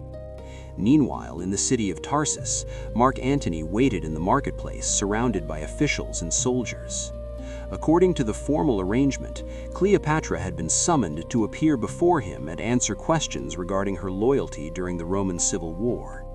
Antony sat upon a raised seat prepared for the meeting, expecting the queen to approach him in the traditional manner of diplomatic submission. But as news of Cleopatra's extraordinary arrival spread through the city, something unexpected began to happen. The people of Tarsus abandoned the marketplace. One by one, citizens rushed toward the harbor to witness the strange and beautiful spectacle moving along the river. Merchants closed their stalls, soldiers slipped away from their posts. Even Antony's own officials drifted toward the waterfront, curious to see the queen whose arrival had already begun to feel legendary. Within a short time, the marketplace grew strangely quiet. Mark Antony, the powerful Roman commander who had summoned Cleopatra to appear before him, found himself sitting almost alone in the square. The entire city had gone to see her instead. In that quiet moment, something became clear to Antony. The meeting he had arranged was no longer under his control.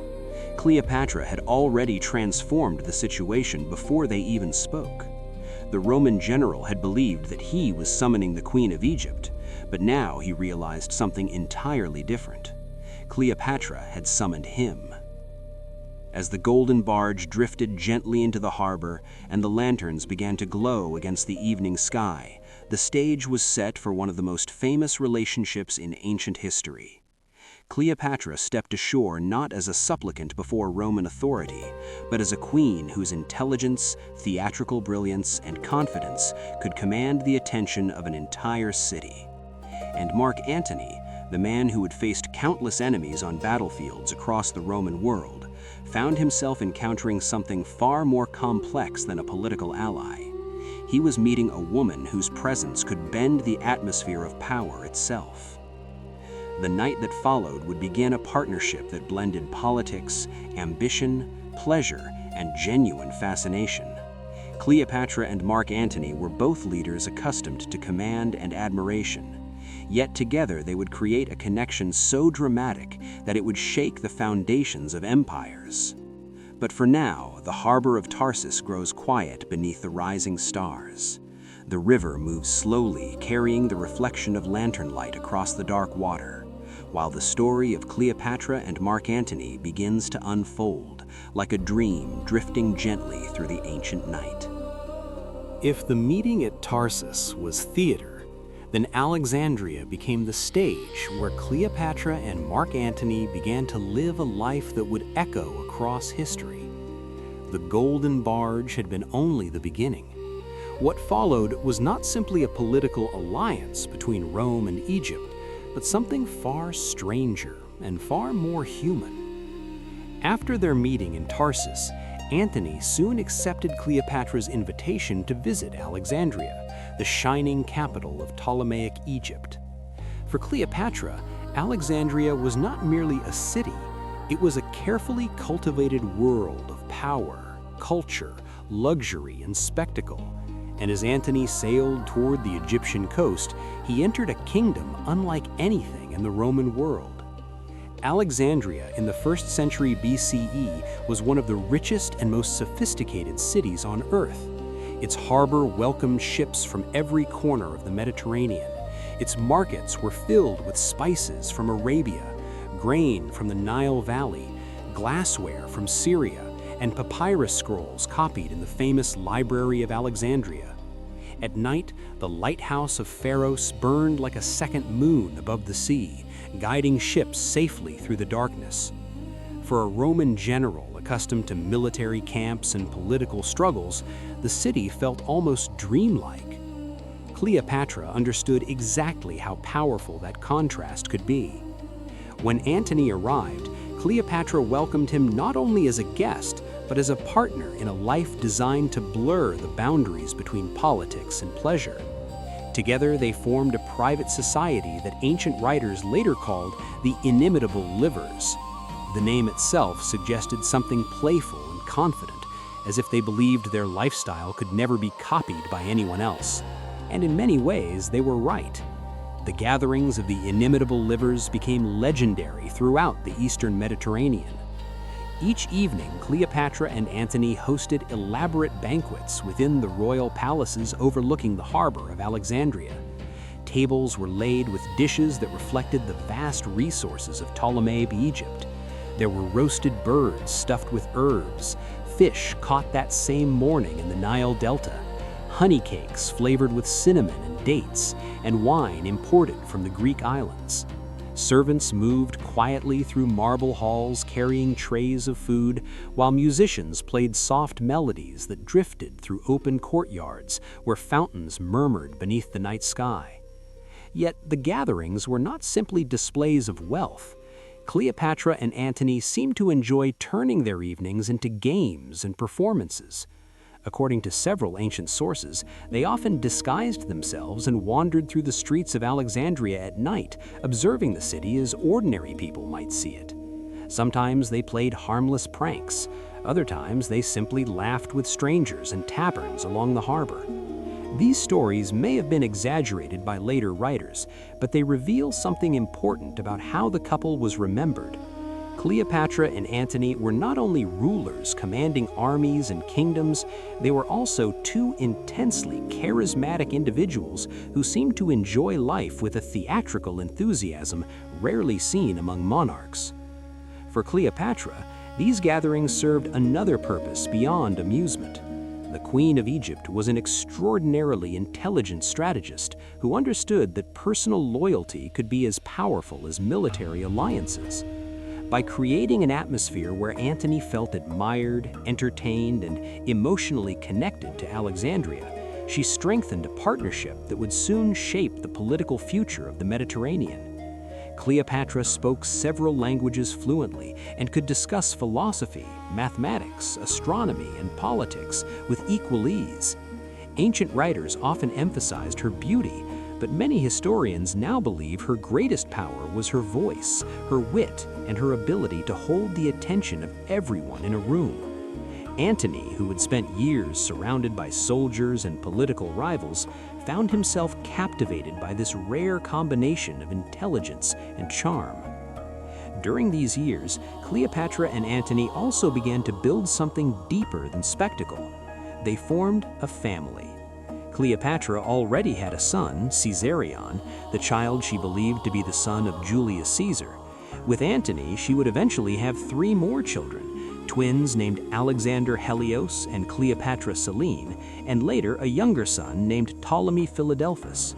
Within the royal palaces of Alexandria, the laughter of children echoed through halls once filled only with political tension. For a moment in history, it seemed possible that the future of Egypt and the Eastern Roman world might grow from this unusual union. But even while Cleopatra and Antony lived their extraordinary life in Alexandria, the wider Roman world was watching carefully. In Rome, politics was becoming increasingly dangerous. Rumors spread easily across the Mediterranean. Stories of Antony's luxurious life with Cleopatra began to circulate among Roman senators and citizens. Some admired the romance and grandeur of the relationship. Others saw it as a betrayal of Roman discipline and tradition. Far away from the warm nights of Alexandria, a young political leader named Octavian was paying very close attention. Octavian was the adopted son and legal heir of Julius Caesar, and he possessed a very different personality from Antony. Where Antony was charismatic and impulsive, Octavian was cold, patient, and calculating. He understood that public opinion in Rome could be shaped through stories as much as through battles, and the story of a Roman general living in luxury beside the Queen of Egypt offered him a powerful narrative to use against his rival. For now, however, Alexandria remained filled with music and laughter. Lantern light shimmered across marble columns, while the sea whispered gently against the harbor walls. Cleopatra and Mark Antony continued to live within a world that felt almost untouched by the tensions growing elsewhere in the empire. The inimitable livers believed they had created something unique in history, a life that blended love, power, spectacle, and freedom. But history rarely allows such moments to last forever. Even in the quiet beauty of the Alexandrian night, the slow turning of destiny was already moving closer. Several years, the world seemed to revolve quietly around Alexandria. The nights of music, the laughter within marble halls, and the growing family of Cleopatra and Mark Antony created the illusion that a new balance of power might emerge peacefully in the Eastern Mediterranean. Yet beyond the glowing harbors of Egypt, the Roman world was shifting in ways that neither luxury nor love could fully contain. The relationship between Cleopatra and Mark Antony was no longer simply a private alliance. It was becoming a question that concerned the entire Roman Republic. And slowly, almost invisibly at first, the story of Cleopatra and Mark Antony began to divide an empire. At the center of this tension stood one of the most dramatic political moments of the ancient world, an event that historians now call the Donations of Alexandria. The ceremony took place in 34 BCE within the Great Gymnasium of Alexandria, a space large enough to hold vast crowds of citizens, soldiers, and visiting dignitaries. Cleopatra and Mark Antony arranged the event with the careful sense of theatrical power that Cleopatra had already demonstrated years earlier on the Golden Barge at Tarsus. Once again, politics would be presented not merely through decrees, but through spectacle. On that day, the royal family appeared before the people of Alexandria, seated upon golden thrones. Mark Antony, dressed in the robes of a Roman commander, yet standing beside the Queen of Egypt, proclaimed a redistribution of territories across the Eastern Mediterranean. Cleopatra was formally declared Queen of Kings, a title that elevated her beyond the status of a traditional monarch. Beside her sat her eldest son, Caesarion, whom Cleopatra presented publicly as the son of Julius Caesar, and therefore a rightful heir to the legacy of Rome's greatest leader. Caesarion was proclaimed King of Kings, an announcement that carried enormous political meaning. In a world where power often depended on legitimacy, this declaration suggested that Cleopatra's dynasty possessed a claim that even Rome itself could not easily dismiss. Then Antony began to distribute lands to Cleopatra's children. The twins, Alexander Helios and Cleopatra Selene, were granted symbolic authority over vast territories stretching across the eastern regions of the old Persian Empire. Another son, Ptolemy Philadelphus, received lands associated with Syria and Asia Minor. These announcements were partly ceremonial, but they carried a clear message.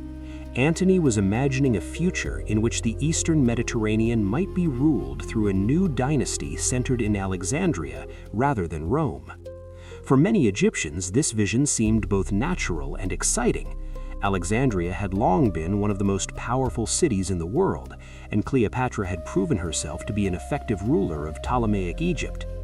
But across the sea, in Rome, the reaction was very different. News of the donations of Alexandria traveled quickly through merchants, diplomats, and political rivals eager to shape the narrative. In the tense political climate of Rome, the ceremony was interpreted not as a diplomatic celebration, but as an act of betrayal. Roman citizens had grown deeply suspicious of monarchies, especially after centuries of defining themselves as a republic that rejected kings. To hear that a Roman general had publicly elevated a foreign queen as Queen of Kings shocked many people within the Senate. Octavian, the young political leader who had been observing Antony from afar, immediately understood the power of the story unfolding before him. Octavian was not simply a military strategist, he was also a master of political messaging. Rather than attacking Antony directly through armies alone, Octavian began shaping public opinion within Rome itself. He presented Antony as a man who had abandoned Roman values and fallen under the influence of Cleopatra. According to this narrative, Antony was no longer acting as a Roman leader, but as a servant of the Egyptian queen. Cleopatra, in turn, was portrayed not as a skilled ruler of Ptolemaic Egypt, but as a dangerous foreign monarch attempting to control Roman power. This propaganda spread quickly through speeches, rumors, and political pamphlets circulating across the city.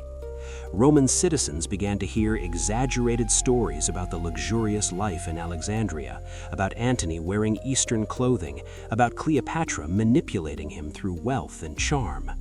Some of these stories were distorted or invented entirely, but they proved extremely effective in shaping public perception. Octavian carefully framed the growing conflict not as a civil war between Roman leaders, but as a defense of Rome itself against the influence of a foreign queen. Meanwhile, in Alexandria, Cleopatra and Antony continued to build their vision for the future. Cleopatra believed deeply in the legitimacy of her dynasty and in the possibility that Egypt and the Eastern Roman territories could form a powerful cultural and political center. For Cleopatra, the donations of Alexandria were not simply a display of ambition, they were an attempt to create stability in a world that had already been shaken by decades of Roman civil war. By strengthening the position of her children and establishing a clear line of succession, she hoped to protect Egypt from the unpredictable storms of Roman politics. Yet history rarely unfolds according to the hopes of those who shape it. With each passing month, the divide between Alexandria and Rome grew wider. Octavian's influence in the Roman Senate expanded steadily, and the story he told about Cleopatra and Mark Antony became more dramatic with every retelling. By the late 30s BCE, the tension had reached a point where diplomacy could no longer easily repair it. The Mediterranean world was slowly moving toward a confrontation that would determine not only the fate of Cleopatra and Antony, but the future structure of the Roman Empire. And yet, on certain evenings in Alexandria, the city still seemed peaceful. The harbor reflected the soft glow of torches along the palace walls. Ships rocked gently against the docks, while distant waves whispered against the shoreline.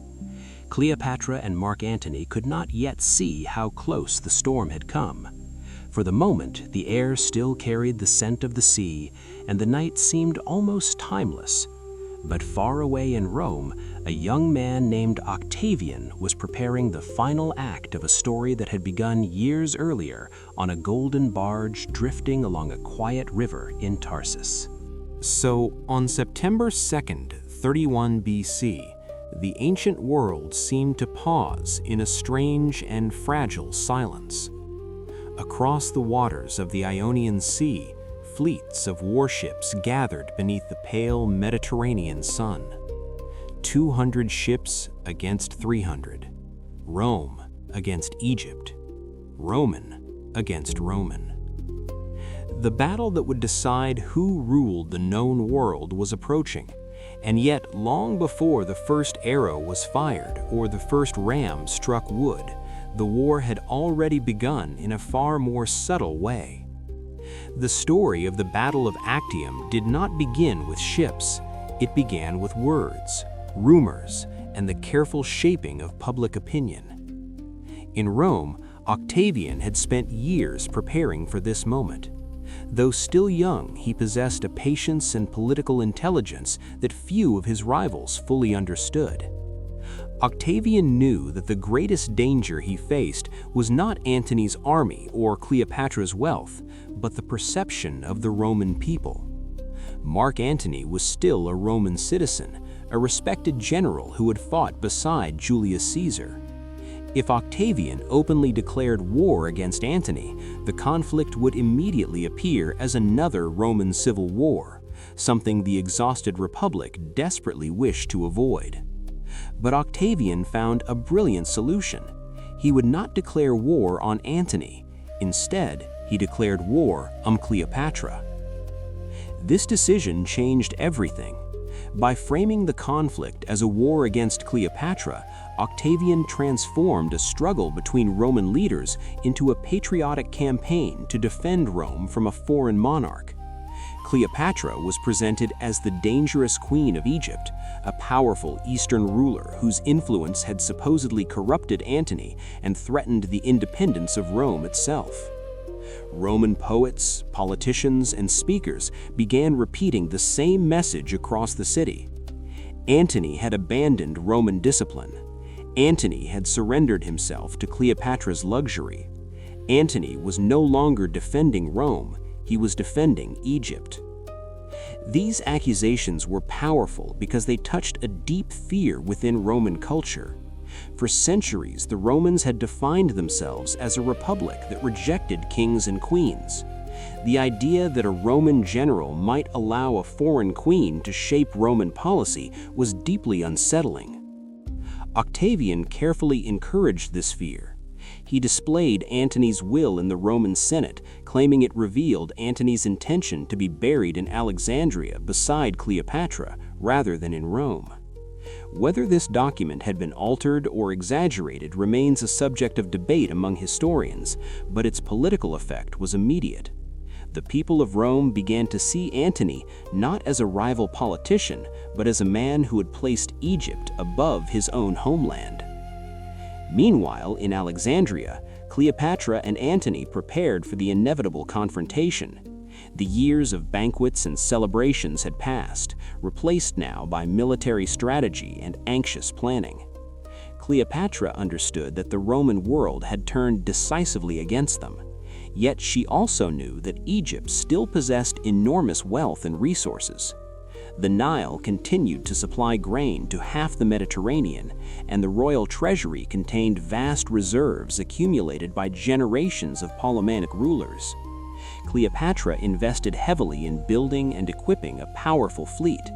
Ships were constructed, repaired, and strengthened in the shipyards along the Egyptian coast, their hulls reinforced for the brutal collisions of naval warfare. Mark Antony gathered his own forces across the eastern provinces. Veterans who had once marched beside him during Caesar's campaigns returned to his command. Allies from Greece, Asia Minor, and other territories sent ships and soldiers to support the cause. For a time, the combined fleet of Antony and Cleopatra seemed formidable, a floating fortress capable of challenging Octavian's forces on open water. Yet appearances can be deceptive in war. Antony's fleet consisted largely of massive, heavily armored warships designed to overpower enemies through strength and weight. Octavian, guided by his brilliant admiral Marcus Agrippa, relied instead on smaller, faster vessels that could maneuver quickly and strike with precision. As the two sides moved closer to confrontation, the tension spread across the Mediterranean like an approaching storm. Merchants whispered in ports from Greece to Egypt. Diplomats carried urgent messages between courts and commanders. Soldiers waited on distant shores, uncertain whether they were preparing to defend Rome, Egypt, or simply the ambitions of powerful men. The Roman Civil War was reaching its final and most decisive chapter. And yet, in the quiet moments before battle, the sea itself remained strangely calm. The Ionian waters shimmered beneath the sunlight, their gentle waves revealing no sign of the violence that would soon unfold upon them. Cleopatra stood upon the deck of her flagship, watching the horizon where Octavian's fleet waited. Beside her stood Mark Antony, the man whose fate had become inseparable from her own. Around them, the ships of Egypt and their Roman allies stretched across the water like a silent army awaiting the signal to move. Neither Cleopatra nor Antony could fully know how history would remember this moment. To some, the coming conflict would represent the fall of Egypt and the end of the last independent kingdom of the ancient Nile. To others, it would mark the final transformation of the Roman Republic into an empire under a single ruler. But for now, the Battle of Actium remained only a possibility drifting on the horizon. The wind moved softly across the sea, and the world seemed to hold its breath as the fleets of Octavian and Antony prepared to collide in one of the most famous confrontations of the Roman Civil War. Morning arrived slowly over the Ionian Sea on September 2nd, 31 BC. A pale golden light spread across the horizon, while the waters near the coast of Greece remained strangely still, as if the sea itself understood that history was about to change forever. For weeks, the fleets of Octavian and Mark Antony had watched one another from a distance, their ships anchored in tense silence, while commanders debated strategy and soldiers waited for the moment that would decide the future of the Roman world. Now that moment had come. The Battle of Actium was about to begin. From above, the fleets must have looked like two vast forests of masts rising from the water. On one side stood the forces of Octavian, commanded by his brilliant admiral Marcus Agrippa. Their ships were lighter and more agile, designed to move quickly across the sea like hunting birds. On the other side waited the fleet of Mark Antony and Cleopatra, powerful but slower, composed of large warships with reinforced hulls and towering decks. These massive vessels carried heavy armor and thick wooden walls, built to survive the brutal collisions of naval warfare. If Antony's ships could close the distance and strike with their bronze rams, they might crush Octavian's smaller vessels with overwhelming force. But war rarely unfolds exactly as commanders hope.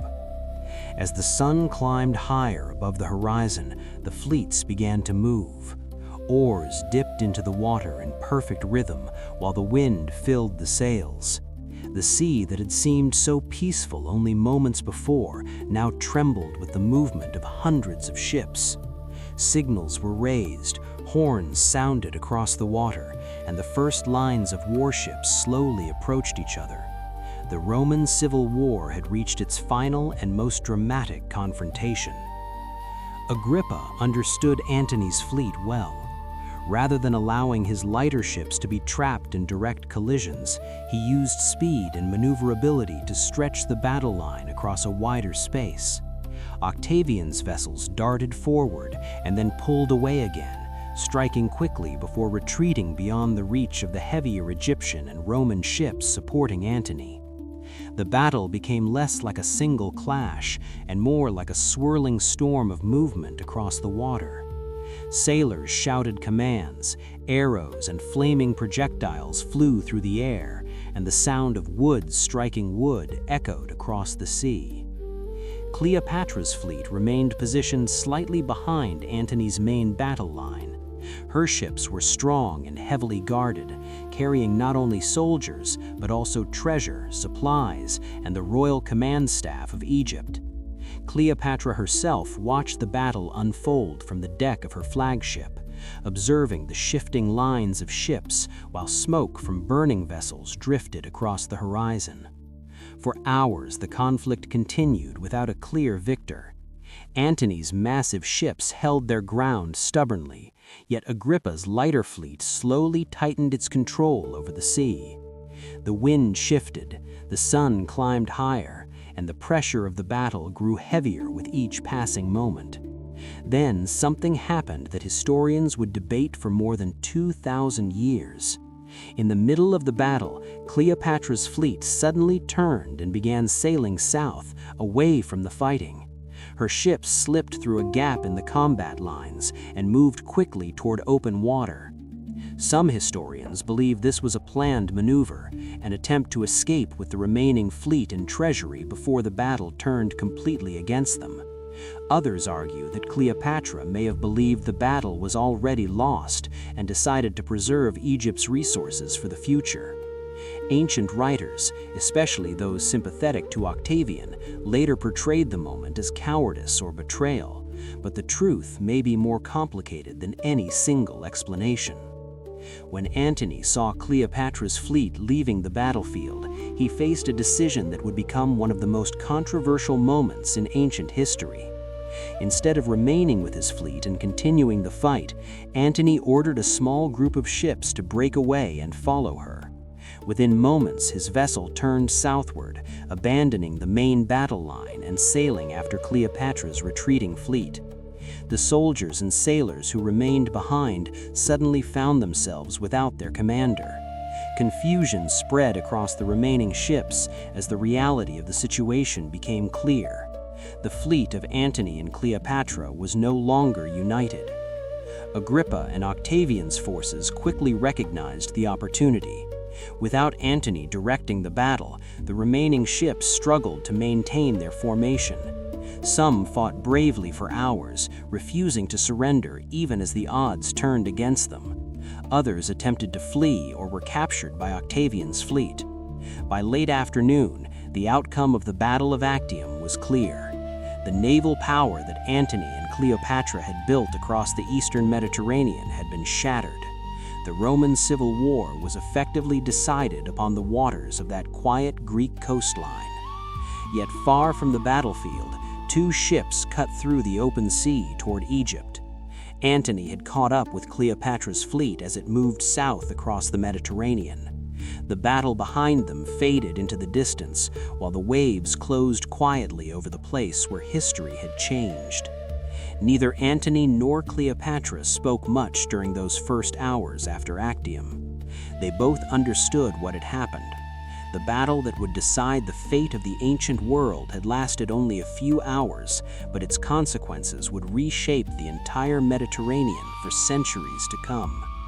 As the sun began to set over the endless blue horizon, the ships carrying Cleopatra and Mark Antony continued sailing toward Alexandria. Behind them lay the shattered remnants of a dream that had once seemed powerful enough to challenge Rome itself.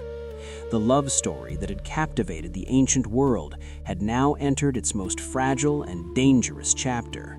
And somewhere far behind them, the victorious fleet of Octavian was already preparing to bring the war directly to the shores of Egypt. The sea behind them grew quiet again as Cleopatra's fleet moved steadily southward across the Mediterranean. The Battle of Actium was already fading into memory, its smoke and shattered ships disappearing beyond the horizon. Yet the consequences of that brief and decisive conflict were only beginning to unfold.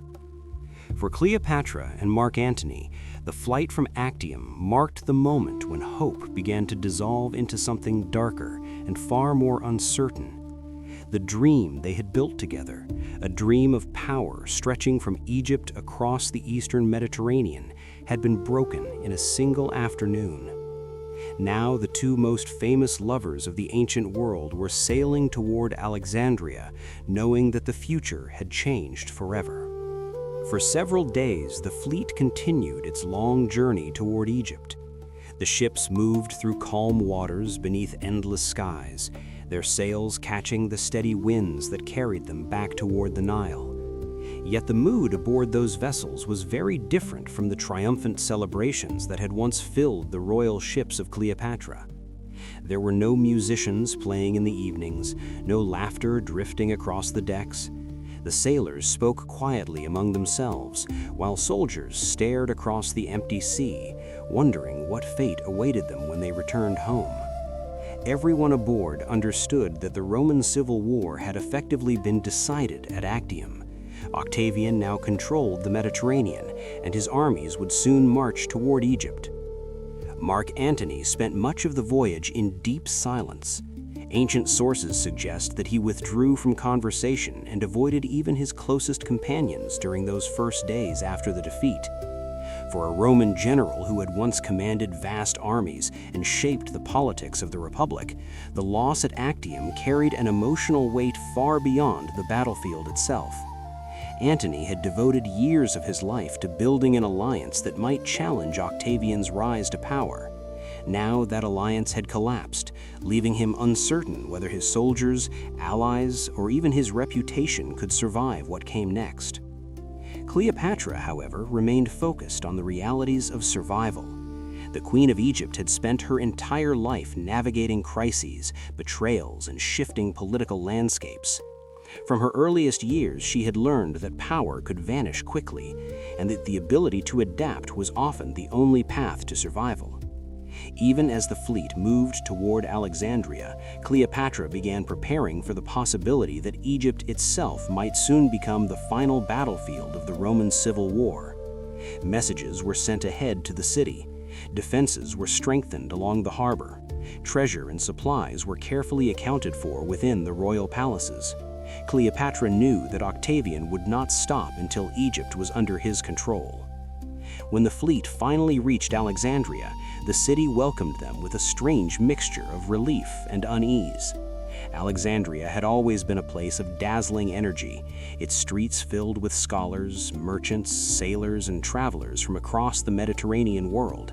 But the news of the Battle of Actium had already reached the city before Cleopatra's ships appeared on the horizon. Rumors spread quickly through the markets and harbor districts. Some believed that Antony and Cleopatra still possessed enough strength to resist Octavian. Others whispered that the defeat at Actium meant the end of Egypt's independence. Within the royal palace, the atmosphere grew increasingly somber. Cleopatra and Antony understood that time was running out. The Roman fleet would eventually arrive, and when it did, the fate of Egypt would be decided quickly. Yet despite the looming danger, the two rulers refused to surrender themselves to despair. Instead, they created something strange and almost theatrical, a final gesture that blended humor, defiance, and a quiet awareness of their approaching fate. They formed a new society, a dark reflection of their earlier gatherings known as the Inimitable Livers. This time, they called it the Order of the Inseparable in Death. The name carried a bitter irony that no one in the palace could fully ignore. Members of this unusual circle met for dinners that were outwardly similar to the banquets Cleopatra and Antony had once hosted during their years of triumph. There was still wine, still music, still the soft glow of torches along the marble halls of Alexandria. But beneath the laughter lingered an unspoken understanding. These gatherings were not celebrations of victory. They were farewell feasts. Cleopatra and Antony, along with their closest friends and loyal supporters, were quietly preparing themselves for whatever ending history might deliver.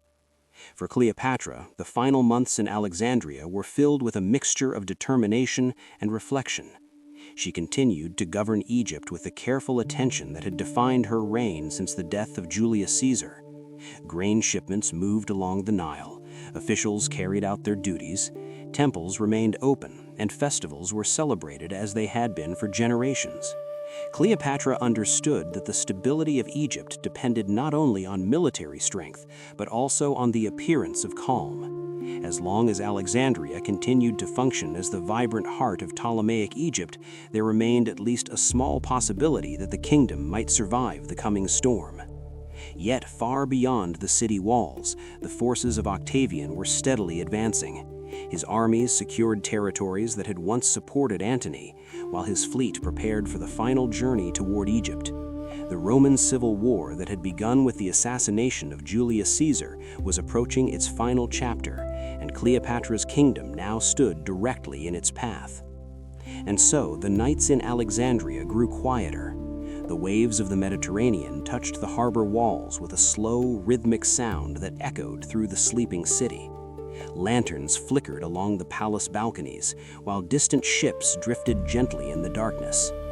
Cleopatra walked through the halls of her palace, knowing that she was the last queen of a dynasty that had ruled Egypt for nearly 3 centuries. Mark Antony remained beside her, a Roman general whose destiny had become inseparably linked to hers. They both understood something that the world would only fully realize later. The end was approaching. Yet, even as history moved toward its final act, Cleopatra refused to allow anyone else to control the story of her life. She had ruled Egypt alone, faced famine and war, captivated two of Rome's most powerful men, and reshaped the politics of the ancient world. If the final chapter was coming, it would come on her terms. And now, as the night deepens over Alexandria and the sea whispers softly against the shore, we drift closer to the last days of Cleopatra, the final queen of Egypt. Let your thoughts slow and settle like the quiet tide beneath the moon, because the story is not yet finished. The final pages are still waiting to be told. She could have surrendered. She could have allowed herself to be taken to Rome, paraded through the streets in golden chains as the defeated queen of Egypt. Many rulers in history had accepted such humiliation in order to survive. But Cleopatra was never simply another ruler. Even in the final days of her kingdom, when the power of Rome closed around Alexandria like a tightening circle, she continued to shape events with a careful sense of drama and control. Yet before Cleopatra would make her final decision, another life would reach its end first. The last day of Mark Antony had already begun. After the defeat at the Battle of Actium, the balance of power across the Mediterranean collapsed quickly. Cities that had once supported Antony now opened their gates to Octavian's advancing forces. Allies who had promised loyalty began quietly changing sides. Roman legions moved steadily toward Egypt, and the fleet that had once guarded the eastern Mediterranean now sailed under Octavian's command. By the summer of 30 BC, Octavian's army stood outside Alexandria. The final confrontation between Rome and the last pharaoh of Egypt was approaching. Inside the city, tension filled the royal palace. Cleopatra had withdrawn into a fortified mausoleum she had built earlier as a tomb for herself and her dynasty. The structure rose like a small fortress beside the palace complex, filled with treasure, gold, and supplies. Cleopatra had sealed herself inside with a small group of loyal attendants, preparing for the possibility that the fall of Alexandria might arrive at any moment. From the windows of the mausoleum, she could see the harbor, where Roman ships now waited beyond the horizon. Mark Antony remained within the city, attempting one final effort to resist Octavian's advance. But the reality of the situation had already become clear. Many of his soldiers had surrendered, others refused to fight. The long Roman civil war that had once seemed balanced between two powerful leaders had now shifted completely in Octavian's favor. Antony, once one of the most celebrated generals of the Roman Republic, now faced the collapse of everything he had built. It was during these desperate hours that the tragic misunderstanding occurred. According to several ancient sources, Antony received a message claiming that Cleopatra had died. The story may have originated as part of Cleopatra's plan to avoid capture, or it may have been the result of confusion spreading through the chaotic final days of the war. Whatever the truth, the effect on Antony was immediate and devastating. Believing that Cleopatra was already gone, he chose to end his life in the traditional Roman manner. Antony fell upon his sword. The blade pierced his armor and entered his body. Yet the wound did not kill him immediately. Instead, he collapsed slowly, bleeding heavily but still alive. Soldiers and servants rushed to his side, shocked by the sight of the wounded general struggling to breathe upon the floor. It was only then that the truth reached him. Cleopatra was not dead. She was still alive within the sealed mausoleum nearby. Despite his injuries, Antony asked to be taken to her. The men who carried him moved quickly through the streets of Alexandria toward the towering stone structure where Cleopatra had barricaded herself. But the doors of the mausoleum had been sealed from the inside to prevent Roman soldiers from forcing their way in. There was no way to open them quickly enough to bring Antony inside. And so one of the most extraordinary scenes in ancient history unfolded beneath the walls of that tomb. Cleopatra and her attendants lowered ropes through a high window of the mausoleum. Outside, Antony's exhausted companions struggled to lift his wounded body upward. The Roman general, once feared on battlefields across the Mediterranean, now hung between earth and sky as he was slowly pulled toward the window above. Blood stained his armor and dripped onto the stone walls as Cleopatra herself grasped the ropes with bare hands. Ancient writers describe the moment with a mixture of awe and sorrow. The Queen of Egypt, dressed in royal garments, straining with all her strength to lift the dying man she loved through a narrow opening in the stone wall, her attendants pulling beside her, while the soldiers below pushed Antony upward from the ground. It was not the scene of imperial triumph that either of them had once imagined. It was the desperate final effort of two people whose fates had become inseparable. At last, Antony's body was pulled through the window and laid gently upon the floor of the mausoleum.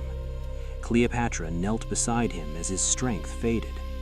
According to the historian Plutarch, Antony's final words carried neither anger nor regret. Instead, he urged Cleopatra to seek safety if she could, and to remember the honor of the life they had lived together. Shortly afterward, the Roman general who once commanded half the Mediterranean world closed his eyes for the final time. In the silent chamber of the mausoleum, Cleopatra remained beside him. Outside, the armies of Octavian were already entering Alexandria. The Roman civil war that had begun years earlier with the assassination of Julius Caesar had now reached its inevitable conclusion. Yet Cleopatra still had one final decision to make, and the choice she would make next would echo across history for more than 2,000 years. The days after Antony's death moved slowly, like a dream that refused to end. Cleopatra remained inside the mausoleum she had prepared as both sanctuary and tomb, surrounded by gold, scrolls, and the silent loyalty of her two handmaidens, Charmian and Iris. Outside, the city of Alexandria had already begun to change. Roman soldiers marched through its streets. The banners of Octavian fluttered where Egyptian standards once stood. The war was finished. The Roman civil war that had shattered the Mediterranean world for years had finally ended. And Egypt, the richest kingdom of the ancient world, now belonged to Rome. Yet Cleopatra still lived, and that fact alone created a problem for the victor. Octavian was careful. He understood the power of symbols. He knew that the death of Cleopatra could turn her into a martyr. But he also knew something else. A living Cleopatra could be even more dangerous. For the Queen of Egypt was not merely a defeated monarch. She was a legend already forming in the minds of people across the Mediterranean. The woman who had ruled beside Julius Caesar, the woman who had commanded fleets in the Battle of Actium, the woman whom Roman propaganda had blamed for the fall of Antony and the fall of Egypt. Octavian planned carefully. His advisors told him the same thing Roman generals had always done to defeated enemies: parade them through Rome. A triumph, golden chains, crowds cheering as the defeated queen walked beneath the arches of victory. It would be the ultimate symbol that the fall of Egypt was complete, that the last pharaoh had bowed before Roman power. Cleopatra understood this instantly. She had lived too long among Roman politics not to see the future clearly. To be displayed in Rome would not merely be humiliation, it would erase everything she had fought to preserve: the dignity of Egypt, the dignity of her dynasty, the dignity of a queen who had spent her life defending the independence of her kingdom. And so she began to think about the only choice left to her: death. The ancient historians describe what happened next with a mixture of certainty and mystery. According to Plutarch and later Roman writers, Cleopatra prepared carefully for her final act. She bathed. She dressed herself in royal garments. The golden diadem of the last pharaoh rested upon her hair. Even in defeat, she would appear as a queen. Then came the story that would echo through history, the basket of figs. A small basket carried into the mausoleum by a servant. Within it, hidden beneath the fruit, the creature that would become one of the most famous symbols in ancient history, an asp, the Egyptian cobra, sacred to the pharaohs, the serpent that had long decorated the royal crowns of Egypt. The story says that Cleopatra allowed the snake to bite her arm, or perhaps her breast. A quick death, ancient writers believed. The asp snakebite becoming forever linked with the death of Cleopatra and the end of the last pharaoh. But modern historians are less certain. Cobras are unpredictable. Their venom does not always act quickly. Some scholars believe the story of the snake was itself a myth created by Roman writers who loved dramatic symbolism. Others suggest a different explanation: poison. Cleopatra had studied toxins for years. Ancient sources mention experiments on condemned prisoners as she searched for painless ways to die. Perhaps the Queen of Egypt chose a carefully prepared mixture instead of a serpent. Perhaps the needle marks described by some accounts were not snake fangs at all. The truth may never be known. What we do know comes from the moment Octavian's soldiers forced open the doors of the mausoleum. The Roman guards rushed inside expecting chaos, but what they found was silence. Cleopatra lay upon a golden couch, her body arranged with deliberate calm. The royal crown still rested upon her head. Iris lay dead at her feet. Charmian, barely alive, adjusted the queen's diadem one last time before collapsing. According to the Roman soldier who demanded an explanation, Charmian answered softly with words that history would never forget. "It is well done, fitting for the descendant of so many kings."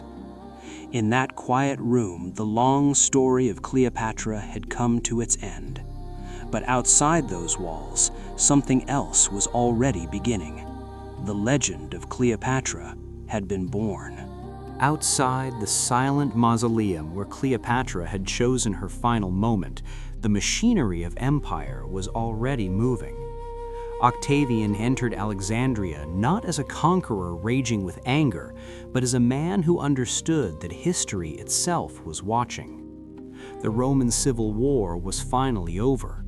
The Battle of Actium had decided the fate of the Mediterranean world. Antony was gone, Cleopatra was gone, and Egypt, the ancient kingdom that had stood for thousands of years along the Nile, now belonged to Rome. Yet Octavian knew something important. Victory alone was not enough. Power had to be secured. Symbols had to be controlled. Stories had to be rewritten. Cleopatra's death had denied him one powerful image, the defeated queen walking in chains through Rome. But Octavian would still shape the ending in his own way. The first decision came quickly, and it was merciless. Caesarion, the teenage son Cleopatra claimed was the child of Julius Caesar, was captured as he attempted to flee toward the south. The boy represented a dangerous possibility.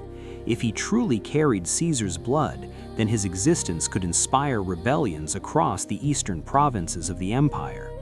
According to the historian Plutarch, Octavian's advisor offered a simple and chilling argument: 2 Caesars is 1 too many. Caesarion was executed shortly afterward. With that act, the bloodline that Cleopatra had hoped might rule both Egypt and Rome disappeared forever. Egypt itself changed overnight. No longer a kingdom ruled by a pharaoh, it became a Roman province, governed directly by Octavian and his appointed officials.